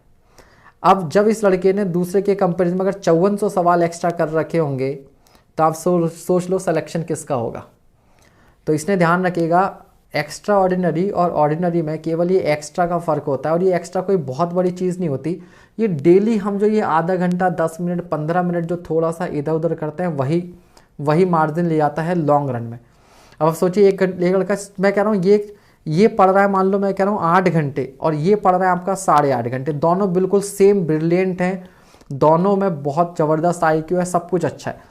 लेकिन ये जो लड़का डेली आधा घंटा दे रहा है वो स्टार्टिंग में पता नहीं चलेगा, लेकिन अगर हम 1 साल 6 महीने की बात कर रहे हैं तो आप सोच रहे हो ये 5-6 हज़ार क्वेश्चन का फ़र्क पड़ जाएगा। मल्टीप्लाई मैंने सही किया ना, तो 5-6 हज़ार क्वेश्चन। अब आप सोच रहे हो आधा घंटा क्वेश्चन लग रहा था, लेकिन ये 5 या 6 हज़ार क्वेश्चन, ये बहुत बड़ी बात करते हैं। तो आप देख लीजिए क्या होगा। तो इसलिए तो इसलिए भैया अपना वो क्या था, वो स्मॉल मिलाते जाओ लार्ज बनाते जाओ, तो स्मॉल स्मॉल बनाते जाओ मिलाते जाओ लार्ज बनाते जाओ, ऐसे ही होता है। तो स्मॉल स्मॉल एफर्ट आप लोग लगाओगे डेली, दूसरों से, बाकियों को जिनको नींद आ रही है वो सो गए 12 बजे, आप यहाँ पे डटे पड़े हो मेरे साथ, आपने 10 question 20 question 30 question daily extra किए। अगर आप सोचो आप इस सेशन को अटेंड कर रहे हो 30-40, जहाँ बाकियों को रजाई ठंड आ रही है ना, रजाई अच्छी लगेगी, तो आप लेकिन 30-40 क्वेश्चन भी डेली एक्स्ट्रा करोगे इस बहाने, और एग्ज़ाम तक अगले 30 दिन भी आपने किया तो कम से कम 1000-2000 क्वेश्चन आप एक्स्ट्रा करके ले जाओगे। क्या 1000-2000 क्वेश्चन में से क्या एग्ज़ाम में आपको 20-30 क्वेश्चन भी नहीं मिलेंगे क्या? गारंटेड है, डायरेक्ट मिलेंगे, डायरेक्टली मिलेंगे, ठीक है। तो 4200 GP से 5400 GP, तो भैया UPPSC तक सब भूल जाओ, नींद बींद, पढ़ाई करो, ठीक है, पढ़ाई करो। और मैं कोशिश क्या करूँगा इस सेशन में बहुत ज़्यादा डिफ़िकल्ट क्वेश्चन भी ना हो, ऐसे हों जो आपका दिमाग इस समय झेल पाए।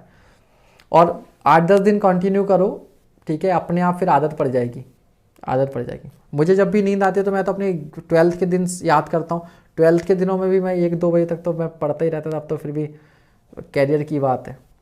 चलिए खैर आगे बढ़ते हैं। The value of bulk modulus of a fluid is required to determine. तो आपको मालूम है बल्क मॉड्यूलस के का यूज़ हम लोग कहाँ करते थे? वेलोसिटी फाइंड आउट करने में। रो अपॉन के होता था, के अपॉन रो होता था।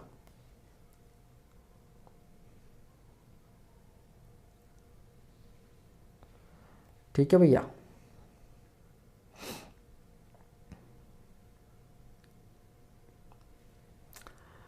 तो और मैक नंबर फाइंड आउट करने में हमें क्या करना होता था? वेलोसिटी अपॉन सी। तो आंसर क्या होगा? सी, Mach number.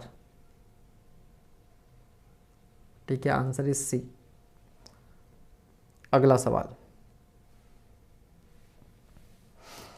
A plate 0.025 mm distance from a fixed plate moves at 60 cm per second and requires a force of 0.2 kg force per meter square to maintain this speed. The dynamic viscosity of the fluid between the plates will be. तो भैया एक plate ये है, एक दूसरी plate जो है वो आपके पास ये है, और इनके बीच में आपने भर दिया है कुछ फ्लूइड, और इनके बीच की जो डिस्टेंस है वो आपको दे रखी है कितनी? 0.025 mm। ऊपर वाली प्लेट जा रही है आपकी 60 सेंटीमीटर पर सेकंड की वेलोसिटी से, और नीचे वाली जो प्लेट है वो है भैया फिक्स्ड। और डायनामिक विस्कोसिटी आपसे पूछी हुई है, तो टाउ इज इक्वल्स टू क्या हो जाएगा? Mu into D U upon D Y. अब ध्यान दीजिएगा बच्चे, यहाँ पर आपको ये requires a force of 0.2 kilogram force per metre square, यानी कि डायरेक्टली आपको शियर स्ट्रेस दे रखी है कितनी? 0.2 is equals to mu D U क्या हो जाएगा? वेलोसिटी डिफरेंस दोनों के बीच में, तो 60 इंटू 60 ही रहने दिए क्योंकि सब कुछ सेंटीमीटर उसमें दे रखा है, तो सबको CGS में करते हैं। तो वेलोसिटी 60 सेंटीमीटर पर सेकेंड। अब डी वाई आपको mm में दे रखा है, इसको सेंटीमीटर में कन्वर्ट करना होगा तो 0.0025 हो जाएगा। तो जो म्यू की वैल्यू आ जाएगी आपके पास हो जाएगी 0.2 इंटू 0.0025 और अपॉन 60। इसको भाई साहब सॉल्व कर लीजिएगा, you will get the answer.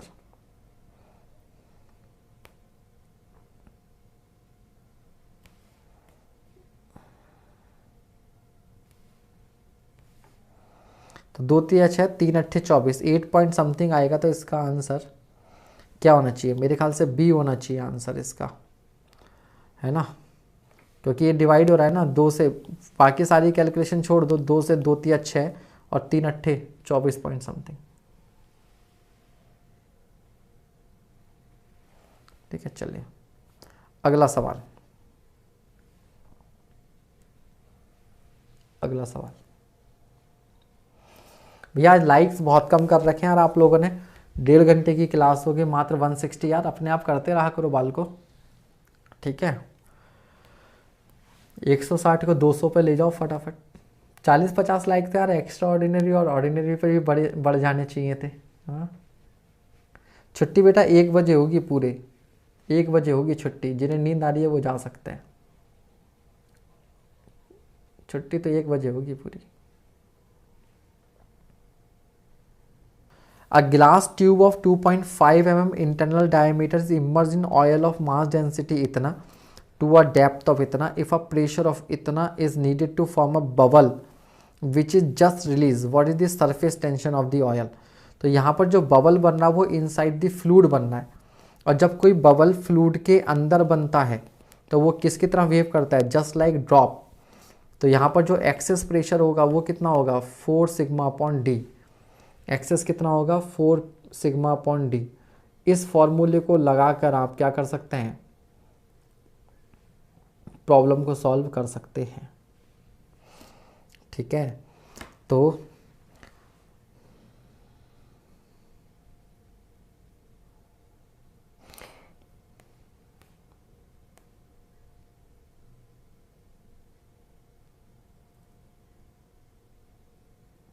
Sigma की वैल्यू आपसे पूछी है, सिग्मा की वैल्यू आपसे पूछी है।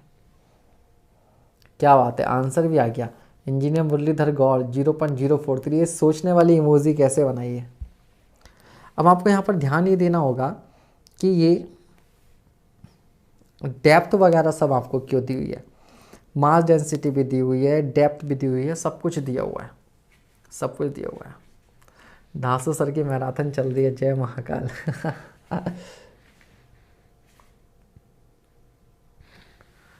हाँ जी, आ रहा है आंसर,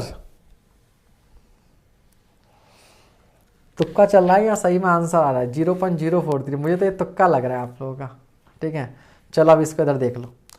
यहाँ पर क्या होगा बेटा, क्योंकि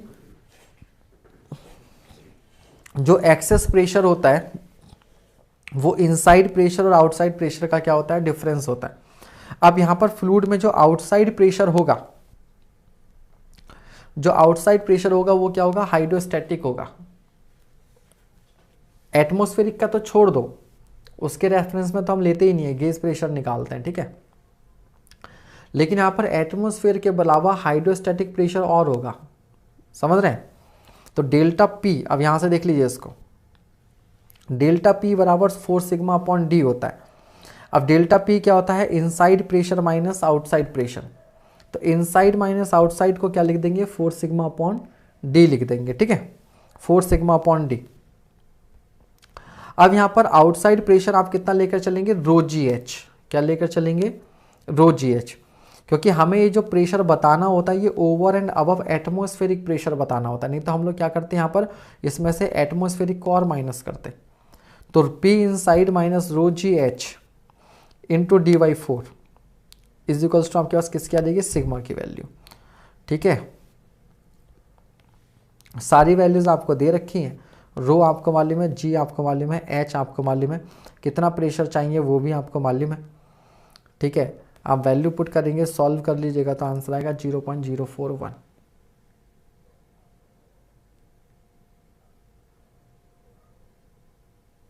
हाँ कुछ तो कर, समझ में आया कि नहीं आया, नहीं समझ में आया,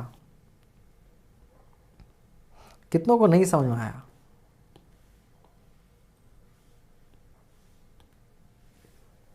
डेरिवेशन याद है, जब डेरिवेशन बताया था इसका, जब डेरिवेशन बताया था तो क्या बताया था,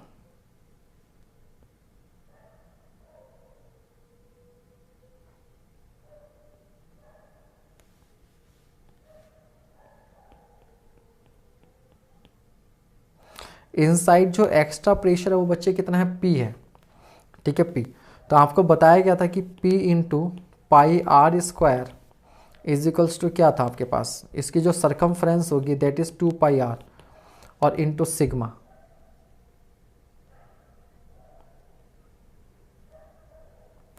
इंटू सिग्मा।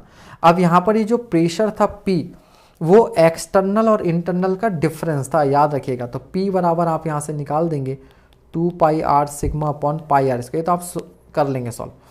अब यहाँ पर याद रखिएगा, जैसे प्रेशर जब इधर से अंदर अंदर वाले प्लेन पर लग रहा है, इस प्लेन पर, तो क्या इधर नहीं लग रहा होगा एटमॉस्फेरिक, लेकिन ये जो प्रेशर होता है ये ओवर एंड अबव एटमॉस्फेयर होता है, इसमें हम लोग एटमॉस्फेरिक प्रेशर को नेग्लेक्ट करते हैं। अब मान लो तुमने एटमॉस्फेरिक प्रेशर को तो नेग्लेक्ट कर दिया, लेकिन ये जो है ये कहाँ है, लिक्विड के अंदर है। तो लिक्विड के अंदर आप, अब लिक्विड की सरफेस पर क्या होता है, एटमॉस्फेरिक प्रेशर तो लगता ही है।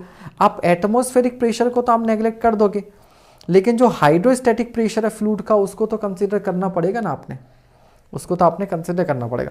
एक बार को आप उसको भी छोड़ देते अगर ये डेटा नहीं दिया होता। आपको डेंसिटी दी हुई है, आपको डेप्थ दी हुई है, ये सब क्यों दिया हुआ है, ये इसीलिए दिया हुआ है ताकि आप उसको क्या करें, यूज करें। तो P जो होता है वो इनसाइड प्रेशर माइनस आउटसाइड होता है, ठीक है। और आपको इतना pressure inside, if a pressure of 148 Newton per meter is needed to form a bubble which is just released, what is the surface tension, ठीक है।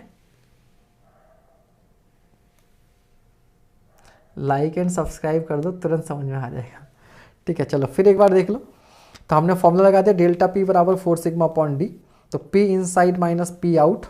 इनसाइड प्रेशर आपको दे रखा है, आउटसाइड आपको मालूम है रो जी एच। इनसाइड आपको डायरेक्टली दे रखा है कितना प्रेशर चाहिए, आउटसाइड आपका रो जी एच हो गया, ठीक है। आप वैल्यू पुट कर दीजिएगा, ये जो D/4 इधर मल्टीप्लाई में आ जाएगा, ठीक है। बस बाकी आपको सारी वैल्यूज़ हैं।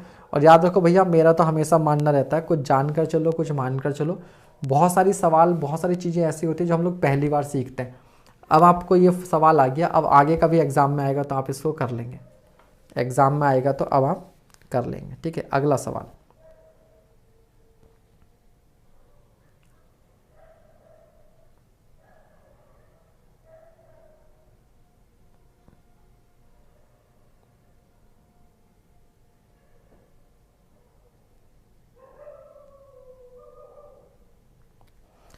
A soil sample has an average grain diameter at 0.03 mm। तो सॉइल है, सॉइल का ग्रेन डायमीटर दे रखा है। The size of interstices is 1/8 of the mean grain diameter.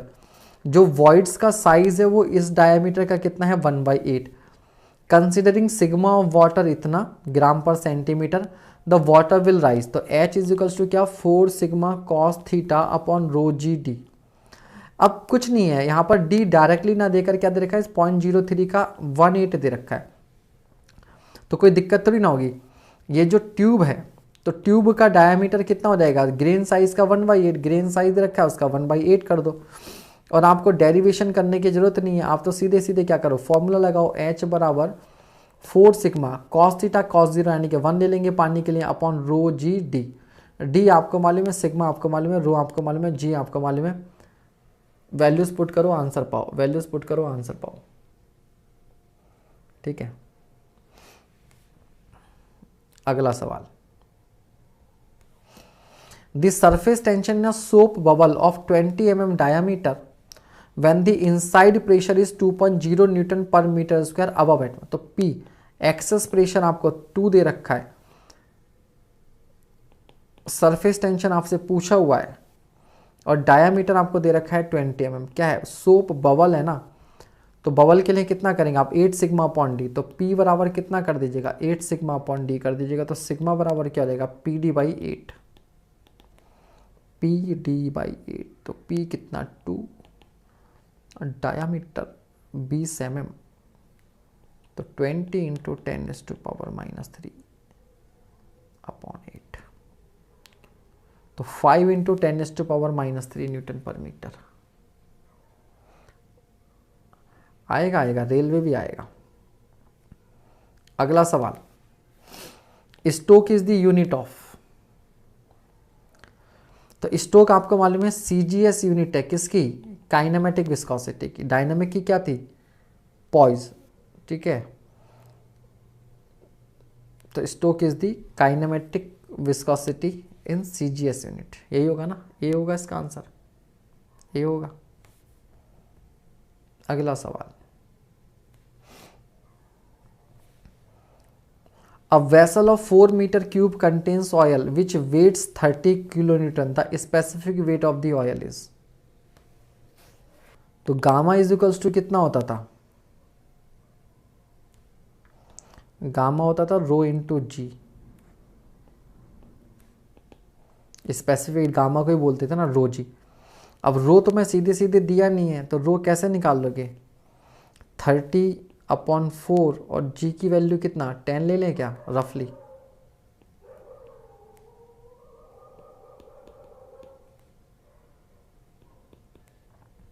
$75।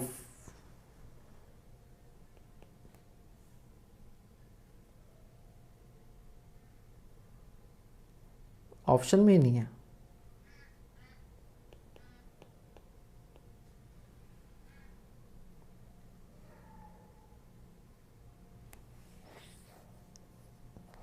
A vessel of 4 metre cube contains oil which weighs 30 kilo newton. तो 30/4, अरे जी से multiply नहीं करेंगे ना, वो ऑलरेडी आपको क्या है किलो न्यूटन में दे रखा है, हम जी से फर्जी मल्टीप्लाई कर रहे हैं, ठीक है। एक्चुअल में वेट ही दे रखा है, वेट ही दे रखा है, ये लगेगा ही नहीं, सीधे सीधे W/V लगाओ। लग रहा है मुझे भी नींद आने लगी है, अब मुझे लग रहा है मुझे भी नींद आने लगी। 30 kilo newton upon 4 metre cube, तो 7.5, आंसर इज सी। मैं गामा बराबर रोज ही लगा रहा हूँ, जी पहले ही निपटा पड़ा है, ये वेट दे रखा है, मास नहीं दिया हुआ है, ठीक है। चलिए अगला सवाल, space between two parallel plates kept 3 mm apart is filled with an oil. तो दो भैया प्लेट हैं, एक ये है और एक ये है, और इनके बीच की डिस्टेंस आपको दे रखी है कितनी 3 mm, और इनके बीच में आपने कुछ फ्लूइड जो है वो भर दिया है। लोअर प्लेट जो है वो आपने फिक्स कर दी है, डायनेमिक विस्कोसिटी भी आपको दी हुई है, टाउ बराबर म्यू du/dy आपने लगाना है। वेलोसिटी आपको दी हुई है कितना 1.5 मीटर पर सेकेंड। जल्दी से आंसर बताइए।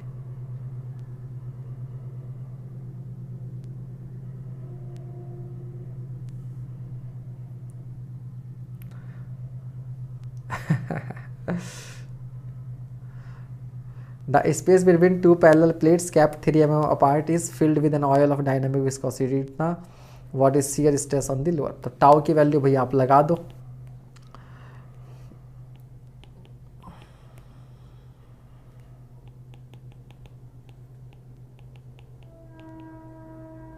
सॉल्व कर लीजिएगा।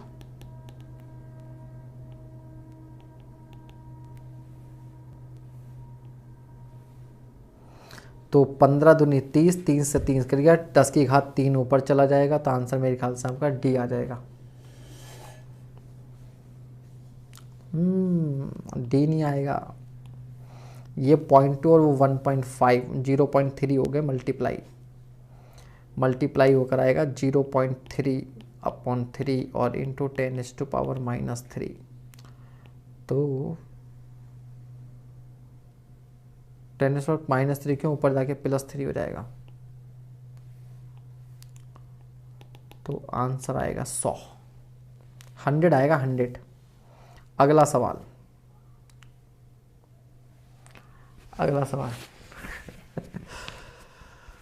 विच of the following fluids can be classified as non Newtonian. तो which of the following fluids can be classified as non Newtonian. तो पहली बात तो वाटर जो होता है वो न्यूटोनियन होता है, तो सी और डी गया। तीन भी आपका न्यूटोनियन होता है, तो ये भी नॉन न्यूटोनियन नहीं है, तो आंसर क्या हो जाएगा बी। जो ह्यूमन ब्लड और टूथपेस्ट होता है वो नॉन न्यूटोनियन है, आपका मालूम है, तो आंसर क्या हो जाएगा बी हो जाएगा। ठीक है, चलिए अगला सवाल, surface tension of water at 15 degree Celsius and 1 atm pressure. तो आंसर इसका ए हो जाएगा। अभी हमने कितने सारे सवालों में क्या 0.072, तो डेसिमल के सेकंड प्लेस पर 7 होता है।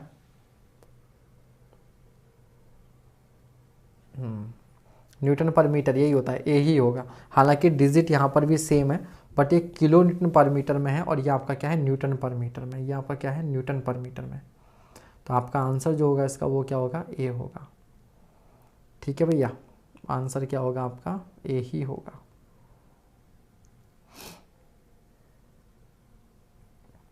चलिए अगला सवाल, the unit of kinematic viscosity, सबको मालूम है यार, मीटर स्क्वायर पर सेकेंड ही होती है ना, काइनेमेटिक की मीटर स्क्वायर पर सेकेंड होती है। चलिए बहुत इंपॉर्टेंट है ये भी, डायमेंशनल फार्मूला पूछता है। चलिए अब आगे आपके कुछ क्वेश्चंस एनवायरनमेंट के, 8-10 सवाल हैं एनवायरनमेंट के, ज़्यादा नहीं है, इजी फटाफट कर लेते हैं।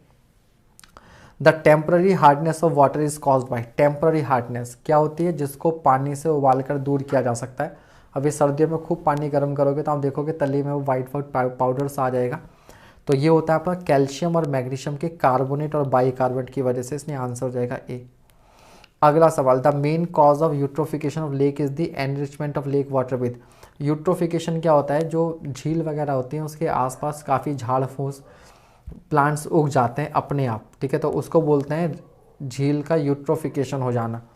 तो इससे झील की प्रोडक्टिविटी तो बढ़ जाती है, आसपास में ग्रीनरी भी, लेकिन जो पीने लायक पानी है आप समझिए वो ख़त्म हो जाता है, उसकी भी सफाई करवानी पड़ती है। ये होता है न्यूट्रिएंट्स की वजह से, पोषक तत्व होता है नाइट्रेट फॉस्फेट मतलब फर्टिलाइज़र वाले, तो उनकी वजह से होता है, ठीक है, न्यूट्रिएंट्स। अगला सवाल, the measure of the amount to which light is absorbed और scattered by the suspended material in water is called, तो इसको आप लोग क्या बोलते हैं, टर्बिडिटी, ठीक है, टर्बिडिटी। तो टर्बिडिटी को मेजर करने का प्रिंसिपल इसी वजह से बना है, ठीक है। अगला सवाल, the most common artificial zeolite क्या होता है, सोडियम एल्यूमिनो सिलिकेट्स होते हैं, तो लाइम तो हो नहीं सकता, सोडियम क्लोराइड भी नहीं हो सकता, सोडा परम्यूटेट, ये सब तुमने 11th क्लास केमिस्ट्री में पढ़ा होगा, परम्यूटेट। तो परम्यूटेट का फॉर्मूला ये होता है Na2Al2Si2O8। अगला सवाल, the permissible colour for domestic water on platinum cobalt scale, या maximum permissible colour for domestic supply based on cobalt scale कितना होता था, तो 5 ppm एक्सेप्टेबल होता था, और कॉस्ट फॉर रिजेक्शन कितना होता था, 15, ठीक है, यही आंसर होगा। इसका जो कोड होता है देख लीजिएगा, according to IS 10-500/2012 colour acceptable limit 5 unit और permissible limit in the absence of alternate sources 15, इसको हम लोग कॉस्ट फॉर रिजेक्शन भी बोलते हैं। 15 के बाद में भले से प्यास से मर जाएं, इस पानी को नहीं पीना है, ठीक है। अगला सवाल, which is the latest Indian standard drinking water specification that is followed, तो देखो इस क्वेश्चन का आंसर पिछले वाले के आंसर में छुपा हुआ है, IS 10-500/212, IS 10-500/212, option number A, ठीक है। देखो फैक्ट वाले क्वेश्चंस में होता है कभी कभी चांस गलती होने का, ठीक है, तो उसको क्रॉस वेरीफाई कर लेंगे, कोई प्रॉब्लम नहीं है, क्योंकि उसमें कोई लॉजिक तो है नहीं, वो तो डेटा है, डेटा को आप कहीं से भी वेरीफाई कर सकते हो। याद रखिएगा, कोई भी क्वेश्चन होता है जिसमें अगर कुछ भी इस तरीके का डेटा होता है तो आप उसे क्रॉस वेरीफाई कर लो, कोई प्रॉब्लम नहीं, कॉन्सेप्ट में गलती नहीं होनी चाहिए, ठीक है। Dental cavities are disease caused by drinking water due to, ठीक है, तो ये आपको मालूम है किसकी वजह से होता था, फ्लोराइड्स की वजह से, किसकी वजह से होता था, फ्लोराइड्स की वजह से। अब यह है एक्सेस फ्लोराइड या एब्सेंस ऑफ फ्लोराइड, किसकी वजह से भैया, जल्दी बताइए।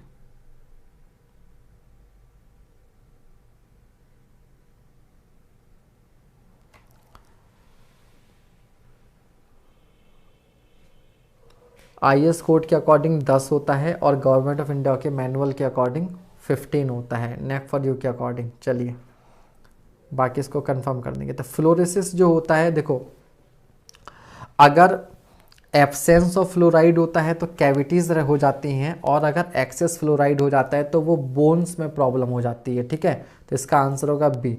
तो इसलिए 1 से 1.5 ppm ना, 1 ppm से कम भी खतरनाक है और 1.5 से ज़्यादा भी खतरनाक है, ठीक है। चलिए अगला सवाल, Indian standard for acceptable limit of arsenic, arsenic की लिमिट क्या है,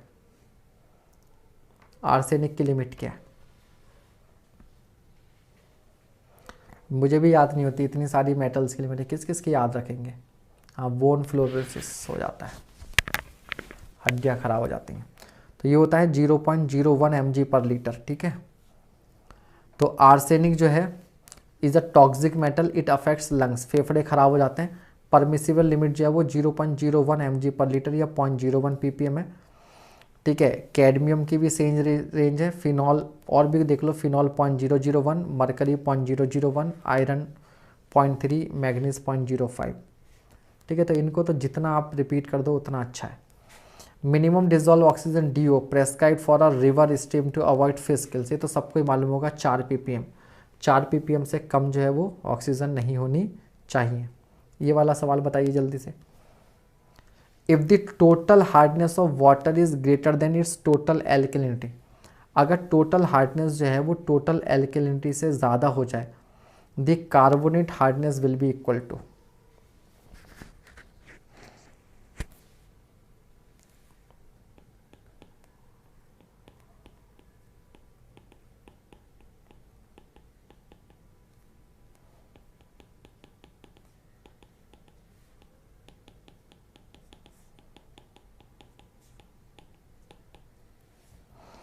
तो आपको मालूम है अगर टोटल हार्डनेस एल्केलिनिटी से ज़्यादा हो जाती है तब कार्बोनेट हार्डनेस जो है वो एल्केलिनिटी के बराबर है, ठीक है।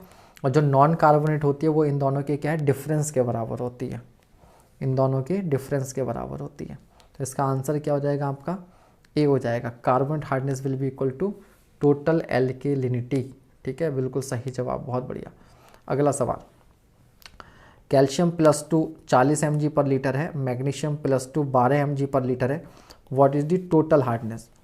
तो टोटल हार्डनेस को हम किसकी टर्म में देते हैं, कैल्शियम कार्बोनेट की टर्म में करते हैं। तो इसका क्या करना होता है, मिली इक्विवेलेंट को बराबर करना होता है। मिली इक्विवेलेंट क्या होता है, W इक्विवेलेंट वेट। तो कैल्शियम कार्बोनेट का वेट जो होता है वो शायद 100 होता है, और कैल्शियम कार्बोनेट को तोड़ेंगे तो इसकी वैलेंसी कितनी होगी 2, तो बराबर W1 कैल्शियम का वेट कितना है 40, और कैल्शियम का जो इक्विवेलेंट वेट होता है वो होता है 40/2 यानी कि 20, प्लस डेटा तो मैं ऐसा दे रखा है सिंपल वाला, बिल्कुल ही है ना, बिल्कुल सिंपल वाला। तो मैग्नीशियम का जो वेट दे रखा है इत्तेफाक से तो मैं 12, और इसका जो इक्विवेलेंट वेट होता है वो भी 12 होता है, 24/2, क्योंकि इसका जो एटॉमिक वेट होता है वो 24 होता है, ठीक है भैया, 24 होता है। तो यहाँ से W बराबर हो जाएगा 50 गुणा, ये हो जाएगा 2 और ये हो जाएगा आपका 1, तो 150 mg पर लीटर, ठीक है। तो आंसर इज ए, समझ में आ गया, ये समझ में आ गया सभी को, ठीक है। तो वो रटा वाला फॉर्मूला हम नहीं लगाएंगे, ऐसे आप कर दो, ठीक है। जो इक्विवेलेंट ग्राम इक्विवेलेंट बराबर करने होते हैं हमें, ठीक है। तो ग्राम इक्विवेलेंट के लिए इक्विवेलेंट वेट निकालना पड़ता है। तो इक्विवेलेंट वेट जो होता है वो मास अपॉन एन फैक्टर होता है।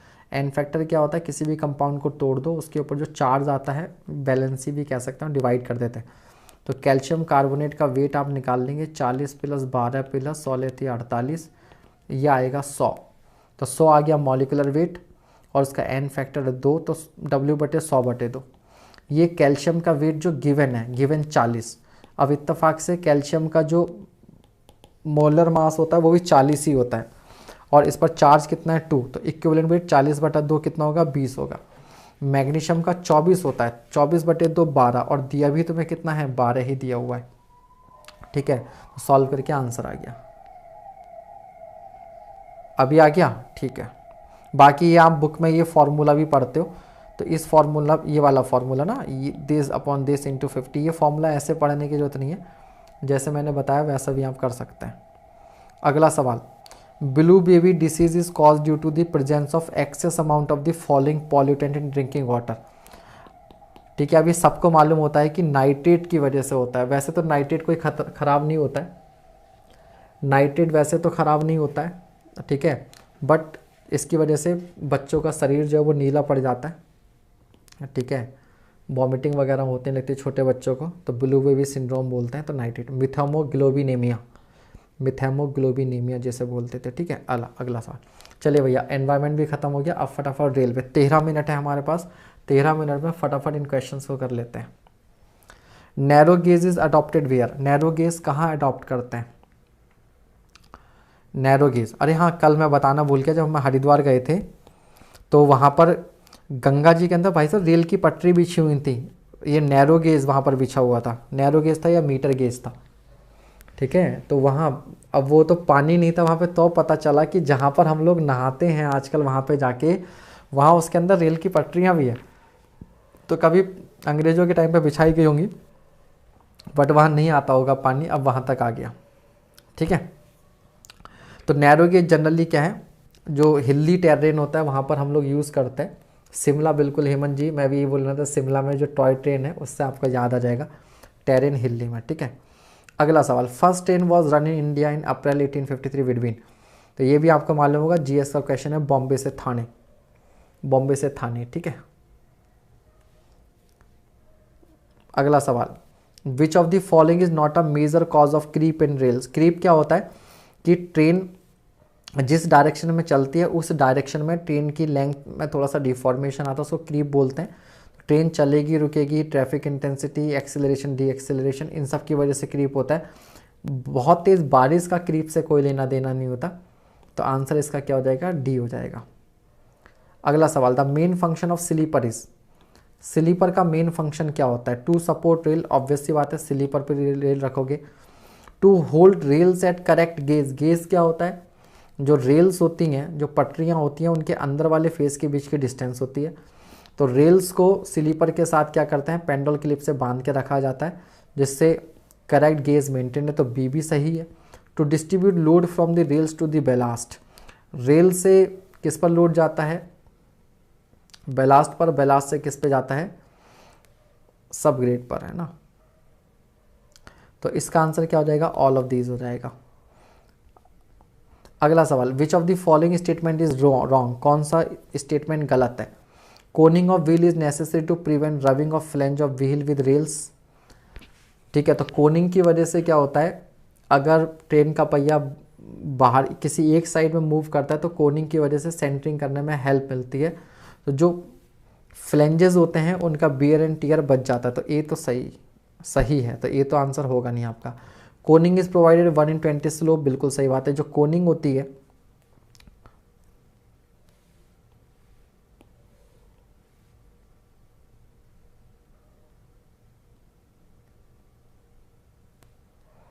ये जो पहिए का ढाल जो होता है वो आपका 1/20 होता है ना, तो ये भी सही है, तो आंसर ये भी नहीं होगा। In coning wheels are given an outward slope, तो ढाल जो होता है वो बाहर की ओर होता है, ये भी सही है।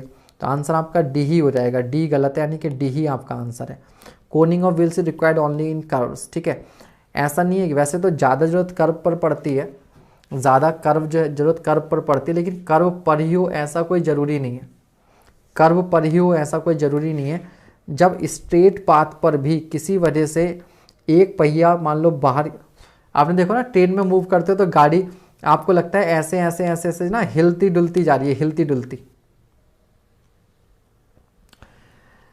अब देखो यहाँ, ठीक है, हिलती डुलती जाती है, तो वो हिलती डुलती इस वजह से कि किसी वजह से अगर एक पहिया बाहर की ओर चला जाता है, ठीक है, तो जब ये पहिया बाहर की ओर जाएगा तो ठीक है, तो यहाँ पर जो है फ्लेंजेस अंदर की ओर है ना भैया, तो यहाँ पर क्या हो जाएगा, इस वाले पहिए को ज़्यादा डिस्टेंस चलनी पड़ेगी और इस वाले को कम चलनी पड़ेगी। तो अनइक्वल डिस्टेंस से ट्रेवल करेंगे तो उसको बैलेंस करने के लिए क्या होगा, ये फिर इधर से अंदर जाएगा तो इधर से बाहर जाएगा, फिर ये इधर आएगा इधर, तो मतलब ये पूरी गाड़ी हिलती डुलती जाती है। तो स्ट्रेट ट्रैक पर भी कोनिंग की ज़रूरत पड़ती है, बिकॉज स्ट्रेट ट्रैक 100% नहीं हो सकता, ठीक है। अब देखो ये जो आप कह रहे हो ना, coning of wheels are given in outward slope, अब देखो स्लोप के दो तरीके होते हैं, आप स्लोप राइजिंग स्लोप भी होता है और फॉलिंग स्लोप भी होता है, आप समझिए, ठीक है। तो आप जो कह रहे हैं वो इसलिए कह रहे हैं कि सर आप राइजिंग स्लोप की टर्म में बात कर रहे हो, आप क्या कर रहे हो, राइजिंग स्लोप की टर्म में बात कर रहे हो, ठीक है। इस तरह से आपको लग रहा है कि स्लोप सर हमने इधर की ओर बढ़ाया है, लेकिन यहाँ पर स्लोप का मतलब समझो, जब हम बोलते हैं कि किसी जगह का ढाल किधर की ओर है, तो आप ढाल कहाँ की तरफ बोलते हो, ऊपर से नीचे की ओर बोलते हो, तो ऊपर वाला पोर्शन कहाँ है, यहाँ, और ये वाला पार्ट कहाँ है, यहाँ। तो आप उस सेंस में क्या बोलेंगे कि जो स्लोप है वो बाहर अंदर से बाहर की ओर है, मतलब हम डिक्रीजिंग की बात कर रहे हैं। आप जो बोल, हाँ, तो स्लोप राइजिंग एंड फॉलिंग, तो अगर राइज की बात करोगे तो बाहर से अंदर की ओर, लेकिन फॉल की बात करोगे तो बाहर से अंदर से बाहर की ओर। तो वो डिपेंड करता है पूछने वाले के इंटेंशन पर, ठीक है, इंटेंशन पर। बात समझ में आ गई? हाँ, तो स्लोप राइजिंग और फॉलिंग उस पर डिपेंड करता है, लेकिन जनरली अगर आप डेली भाषा में बोलते हो तो आप क्या बोलते हो, ढाल किधर की ओर है, जिधर फॉल होता है, ठीक है। तो आंसर जो है वो इसका डी ही है। बाकी इसको आप जो सी वाले पार्ट को आप अपनी तरह से इसको एक्सप्लेन कर सकते हो, बाकी आंसर इसका डी है।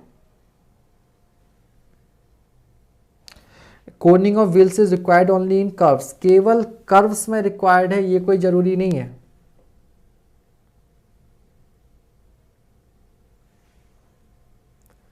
ठीक है, डी गलत है, इसलिए डी ही सही है, बिल्कुल सही बात।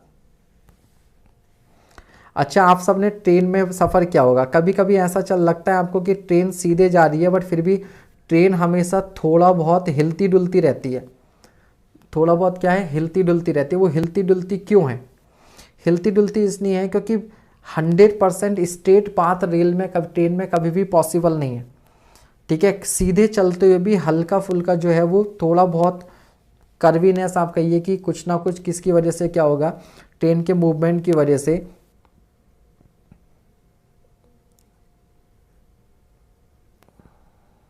मुझे इसके लिए 3D डायग्राम लेकर आना चाहिए था, कभी नेक्स्ट क्लास में किसी में समझाऊंगा। मान लीजिए कि इधर वाला व्हील जो है वो बाहर की ओर खिसकता है किसी वजह से। जब ये बाहर की ओर खिसकेगा तो भैया इधर वाली जो इस वाले में क्या हो जाएगा, अंदर की ओर ज़्यादा डायमीटर है, तो यहाँ पर क्या होगा, एक सर्किल में जो लेंथ चली जाएगी 2πr, वो ये वाला पहिया ज़्यादा चलेगा।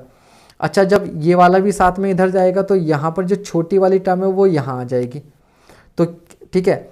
तो ये वाली डिस्टेंस क्या करेगी, ये एक चक्कर में कम डिस्टेंस चलेगी। मान लो ये चलेगी आपकी 2πr, तो यार ट्रेन का जो एक्सल है वो तो सेम ही है ना, तो एक पहिया ज़्यादा डिस्टेंस चल रहा है, दूसरा पहिया क्या चल रहा है, कम चल रहा है। तो ये क्या करेगा, अपने आप इसका मूवमेंट इस तरीके से होगा, ये ऑटोमेटिक सिस्टम है, ये इस तरीके से एडजस्ट होगा, ठीक है, कि ये इधर की तरफ मूव करे, जिससे कि ये वाला पहिया भी क्या है, इधर की ओर मूव करे। अब वो इनर्शिया की वजह से क्या होता है, जैसा यहाँ पर होता है ना कि एक बॉल आपने यहाँ से छोड़ी तो वो यहाँ से अपनी यहाँ पर आई, लेकिन इनर्शिया की वजह से क्या हो गई, वो यहाँ चलेगी, फिर वो वापस आएगी, वो फिर वो इधर चली जाएगी। तो बिल्कुल उसी तरीके से पूरी गाड़ी आपकी थोड़ा सा इधर की ओर शिफ्ट होगी, ये पहिया भी इधर खींचेगा। अब उस प्रोसेस में क्या होगा कि इसका ये छोटा वाला पार्ट यहाँ आ जाएगा, लेकिन ये जो बड़ा डायमीटर है वो इस रेल पर आ जाएगा। अब वो कंडीशन इसके साथ हो जाएगी, फिर ये बैलेंस करने के लिए इधर आएगा, फिर वो इधर चला जाएगा। थोड़े टाइम बाद में क्या होगा, ऐसे ऐसे होते होते होते ये फिर एक सेंटर पोजीशन में आ जाएगा। तो ये जरूरी नहीं है कि आपका कोनिंग जो है वो आपका कर्व्स पर ही चाहिए हो, स्ट्रेट पाथ पर भी कोनिंग की जरूरत पड़ती है ताकि फ्लेंजेस की बियरिंग टीयरिंग ना हो, ठीक है। चलो और इसे कभी डिस्कस कर देंगे विद अच्छे डायग्राम के साथ में। अगला सवाल, gauge of a railway track is the measure of. अभी बता दिया यार, गेज क्या होता है आपका, जो रेल्स हैं, distance between inner faces of rails, distance between inner faces of rails. 4 minute है, 4 मिनट में देखते हैं कितने सवाल हम लोग कर पाते हैं, ठीक है। तो ये रेल हो गई, इनके अंदर वाले जो फेसेस हैं उनके बीच की डिस्टेंस गेज होती है। ब्रॉड गेज के लिए 1.676 मीटर, मीटर गेज के लिए 1 मीटर, नैरो गेज के लिए 0.762 मीटर, ठीक है। Name of the organ which is the research and development wing of Indian, RDSO, Lucknow Allahabad वाले सभी जानते हैं RDSO, ठीक है। अगला सवाल था standard gauge for broad gauge, अभी तो बताया 1.676 मीटर, 1.676 मीटर, ठीक है। हालांकि नैरो गेज में आपका 2 होती हैं, ये फीडर ट्रैक होता है, मेन जो 0.762 होता है। अगला सवाल, which one of the following types of steel is used in the manufacturing of metro and mono rails, ठीक है। तो रेल के लिए बेसिकली जो भी आप स्टील यूज़ करोगे वो मैग्नीज स्टील होती है, क्योंकि माइल्ड स्टील तो बहुत सॉफ्ट रहेगी, इसकी स्ट्रेंथ कब होती है, हाई कास्ट स्टील ब्रिटल हो जाएगा, हाई कार्बन स्टील ब्रिटल होती है। तो मैग्नीज स्टील में क्या होता है, मैग्नीज के बढ़ने से हार्डनेस तो बढ़ती है, मतलब एक तरह से स्ट्रेंथ बढ़ती है, बट ब्रिटलनेस जो है वो उस रेशो में नहीं बढ़ती है। तो कार्बन की जगह मैग्नीज जो है वो बेटर होता है, तो मैग्नीज स्टील यूज़ करते हैं। Which of the following is not a major cause of buckling of rail tracks, buckling कब होती है जनरली, कि टेम्परेचर राइज करता है और रेल की पटरी को एक्सपेंड होने की जगह नहीं मिलती तो ये क्या होती है, साइड में बेंड हो जाते हैं जस्ट लाइक कॉलम, तो इसकी वजह से बकलिंग होती है। ठीक है, missing fastenings, installation beyond specified rail temperature, water logging off rails. ठीक है, तो भैया वाटर लॉगिंग का क्या बकलिंग से कोई लेना देना हो सकता है? नहीं, तो आंसर क्या होगा इसका? सी होगा। आंसर क्या होगा? सी होगा। The main function of a fish plate is, fish plate क्या होती है? आजकल तो LWR चल रही है, लॉन्ग बेल्डेड रेल। ठीक है, पहले ये टेक्निक नहीं थी, इवन इनफैक्ट आज भी तो बहुत सी जगह पे क्या होता है, रेल की पटरियों को जोड़ने के लिए हम लोग क्या करते हैं, जैसे डबल कवर बट जॉइंट हम लोगों ने पढ़ा है ना स्टील में, डबल कवर बट जॉइंट, तो ये समझ लो ये डबल कवर बट जॉइंट की वो कवर प्लेट्स ही होती हैं। फिश प्लेट क्या होती हैं? डबल कवर बट जॉइंट की कवर प्लेट्स ही होती हैं। ठीक है, तो इनका काम क्या होता है? To join the two rails together, main काम इनका ये होता है। हालांकि ये भी सही है क्योंकि यहाँ पर कुछ गैप रहेगा तो उस गैप में जो रेल्स हैं वो फ्रीली एक्सपेंड और कॉन्ट्रैक्ट हो सकते हैं, बट मेन काम इनका ये नहीं है। मेन काम है रेल्स को, टू रेल्स को एक साथ ज्वाइन करना, तो आंसर जो है वो बी है। अगला सवाल, the bottom width of foot in a flat footed rail, flat footed,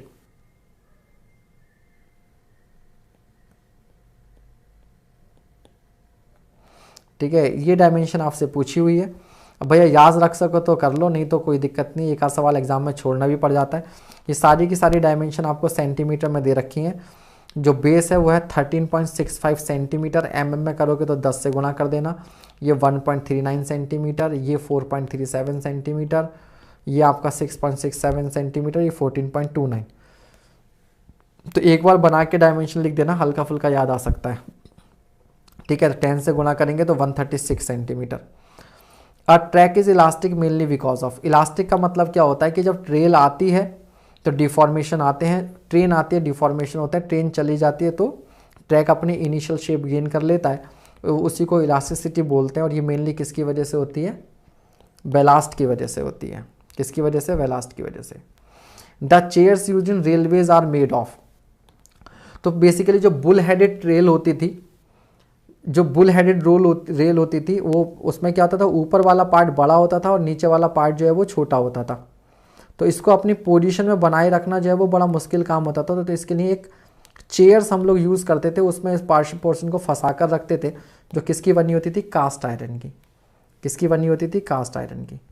ठीक है, next, the weight of the rails for broad gauge railway track in kilogram per metre is, ठीक है, तो ब्रॉड गेज रेलवे ट्रैक के लिए जो wait है वो किलोग्राम पर मीटर में पूछा है आपसे। तो ये टेबल आप लोग नोट कर लीजिएगा, आपके नोट्स में होगी भी। अलग अलग गेज हैं ब्रॉड गेज के लिए, 3 सेक्शन आपके पास हैं, 55R, 45R, 35R, ये डेजिग्नेशन है इनका। 55R का मतलब होता है 55 kg मास पर मीटर, 45 का मतलब होता है 45 kg पर मीटर, 35 का मतलब होता है 35 kg per metre. Metre gauge में 35, 30, 25 मीनिंग वही है। नैरो गेज में ओनली 25R। ठीक है भैया, तो ब्रॉड गेज के लिए यहाँ पर केवल आपका जो है वो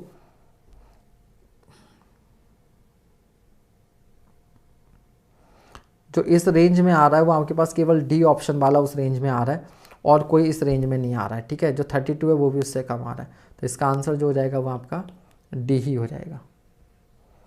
टेबल याद नहीं करनी, आप केवल क्वेश्चंस करो। 52 kg rails are mostly use in, इसी टेबल से ये भी हो जाएगा। 52 वाला भी अगेन क्या आ रहा है आपका? ब्रॉड गेज की कैटेगरी में आ रहा है, तो आंसर क्या हो जाएगा? A broad gauge. Now ballast is use in railway station to sections to serve, ballast क्यों यूज़ करते हैं? इलास्टिक बेड के लिए, फाउंडेशन ऑफ रेलवे ट्रैक के लिए, दोनों के लिए, प्रोटेक्शन फ्रॉम एनिमल्स। ठीक है, तो ऑब्वियस सी बात है, इलास्टिसिटी अभी आपको बताई थी और रेल ट्रैक का फाउंडेशन बनाता है, तो आंसर क्या हो जाएगा इसका? C, both A and B, both A and B. ठीक है, the Indian railway has been divided into, Indian railway कितने जोन्स में अभी? ठीक है, तो मैंने तो 17 पढ़ा था, बट अब जो है आपके पहले 16 थे, फिर हमने पढ़े थे 17, अब आपके हो गए 18 जोन। 17वां जोन जो था वो कोलकाता मेट्रो रेलवे था, ठीक है, कोंकण रेलवे हटा के ये, और 18वां जो है वो साउथ कोस्ट जोन विशाखापत्तनम में ये है, तो 18 जोन आपके हो गए। ठीक है, स्लीपर डेंसिटी क्या होता है? एक दो क्वेश्चन और है, फटाफट कर लेते हैं, कोई बात नहीं, आपका ओवर टाइम करवा दे रहे हैं 2-4 मिनट का। What is sleeper density? It is number of sleepers for 2 tracks, number of sleepers per rail length. हाँ, तो एक रेल लेंथ, मान लो 13 मीटर की अगर रेल है तो इस एक रेल में कितने स्लीपर लगेंगे उसी को हम लोग क्या बोलते हैं, स्लीपर डेंसिटी बोलते हैं। 189। अब इसे लाइक वाइक तो बढ़ा के अब तक तो यार 300 हो जाने चाहिए थे, क्या 200 भी नहीं हुए, तो बड़ी गलत बात है। The standard length of rail for broad gauge and metre gauge are respectively. तो वैसे तो 12.8 मीटर होता है, बट यहाँ पर हमें मानना पड़ेगा कि ब्रॉड गेज और मीटर गेज, तो ब्रॉड गेज के लिए 13 मीटर और मीटर गेज के लिए 12 मीटर, तो सी हो जाएगा 13 एंड 12 हो जाएगा। ठीक है, अगला सवाल, the rail section now days design in India railways. India में आजकल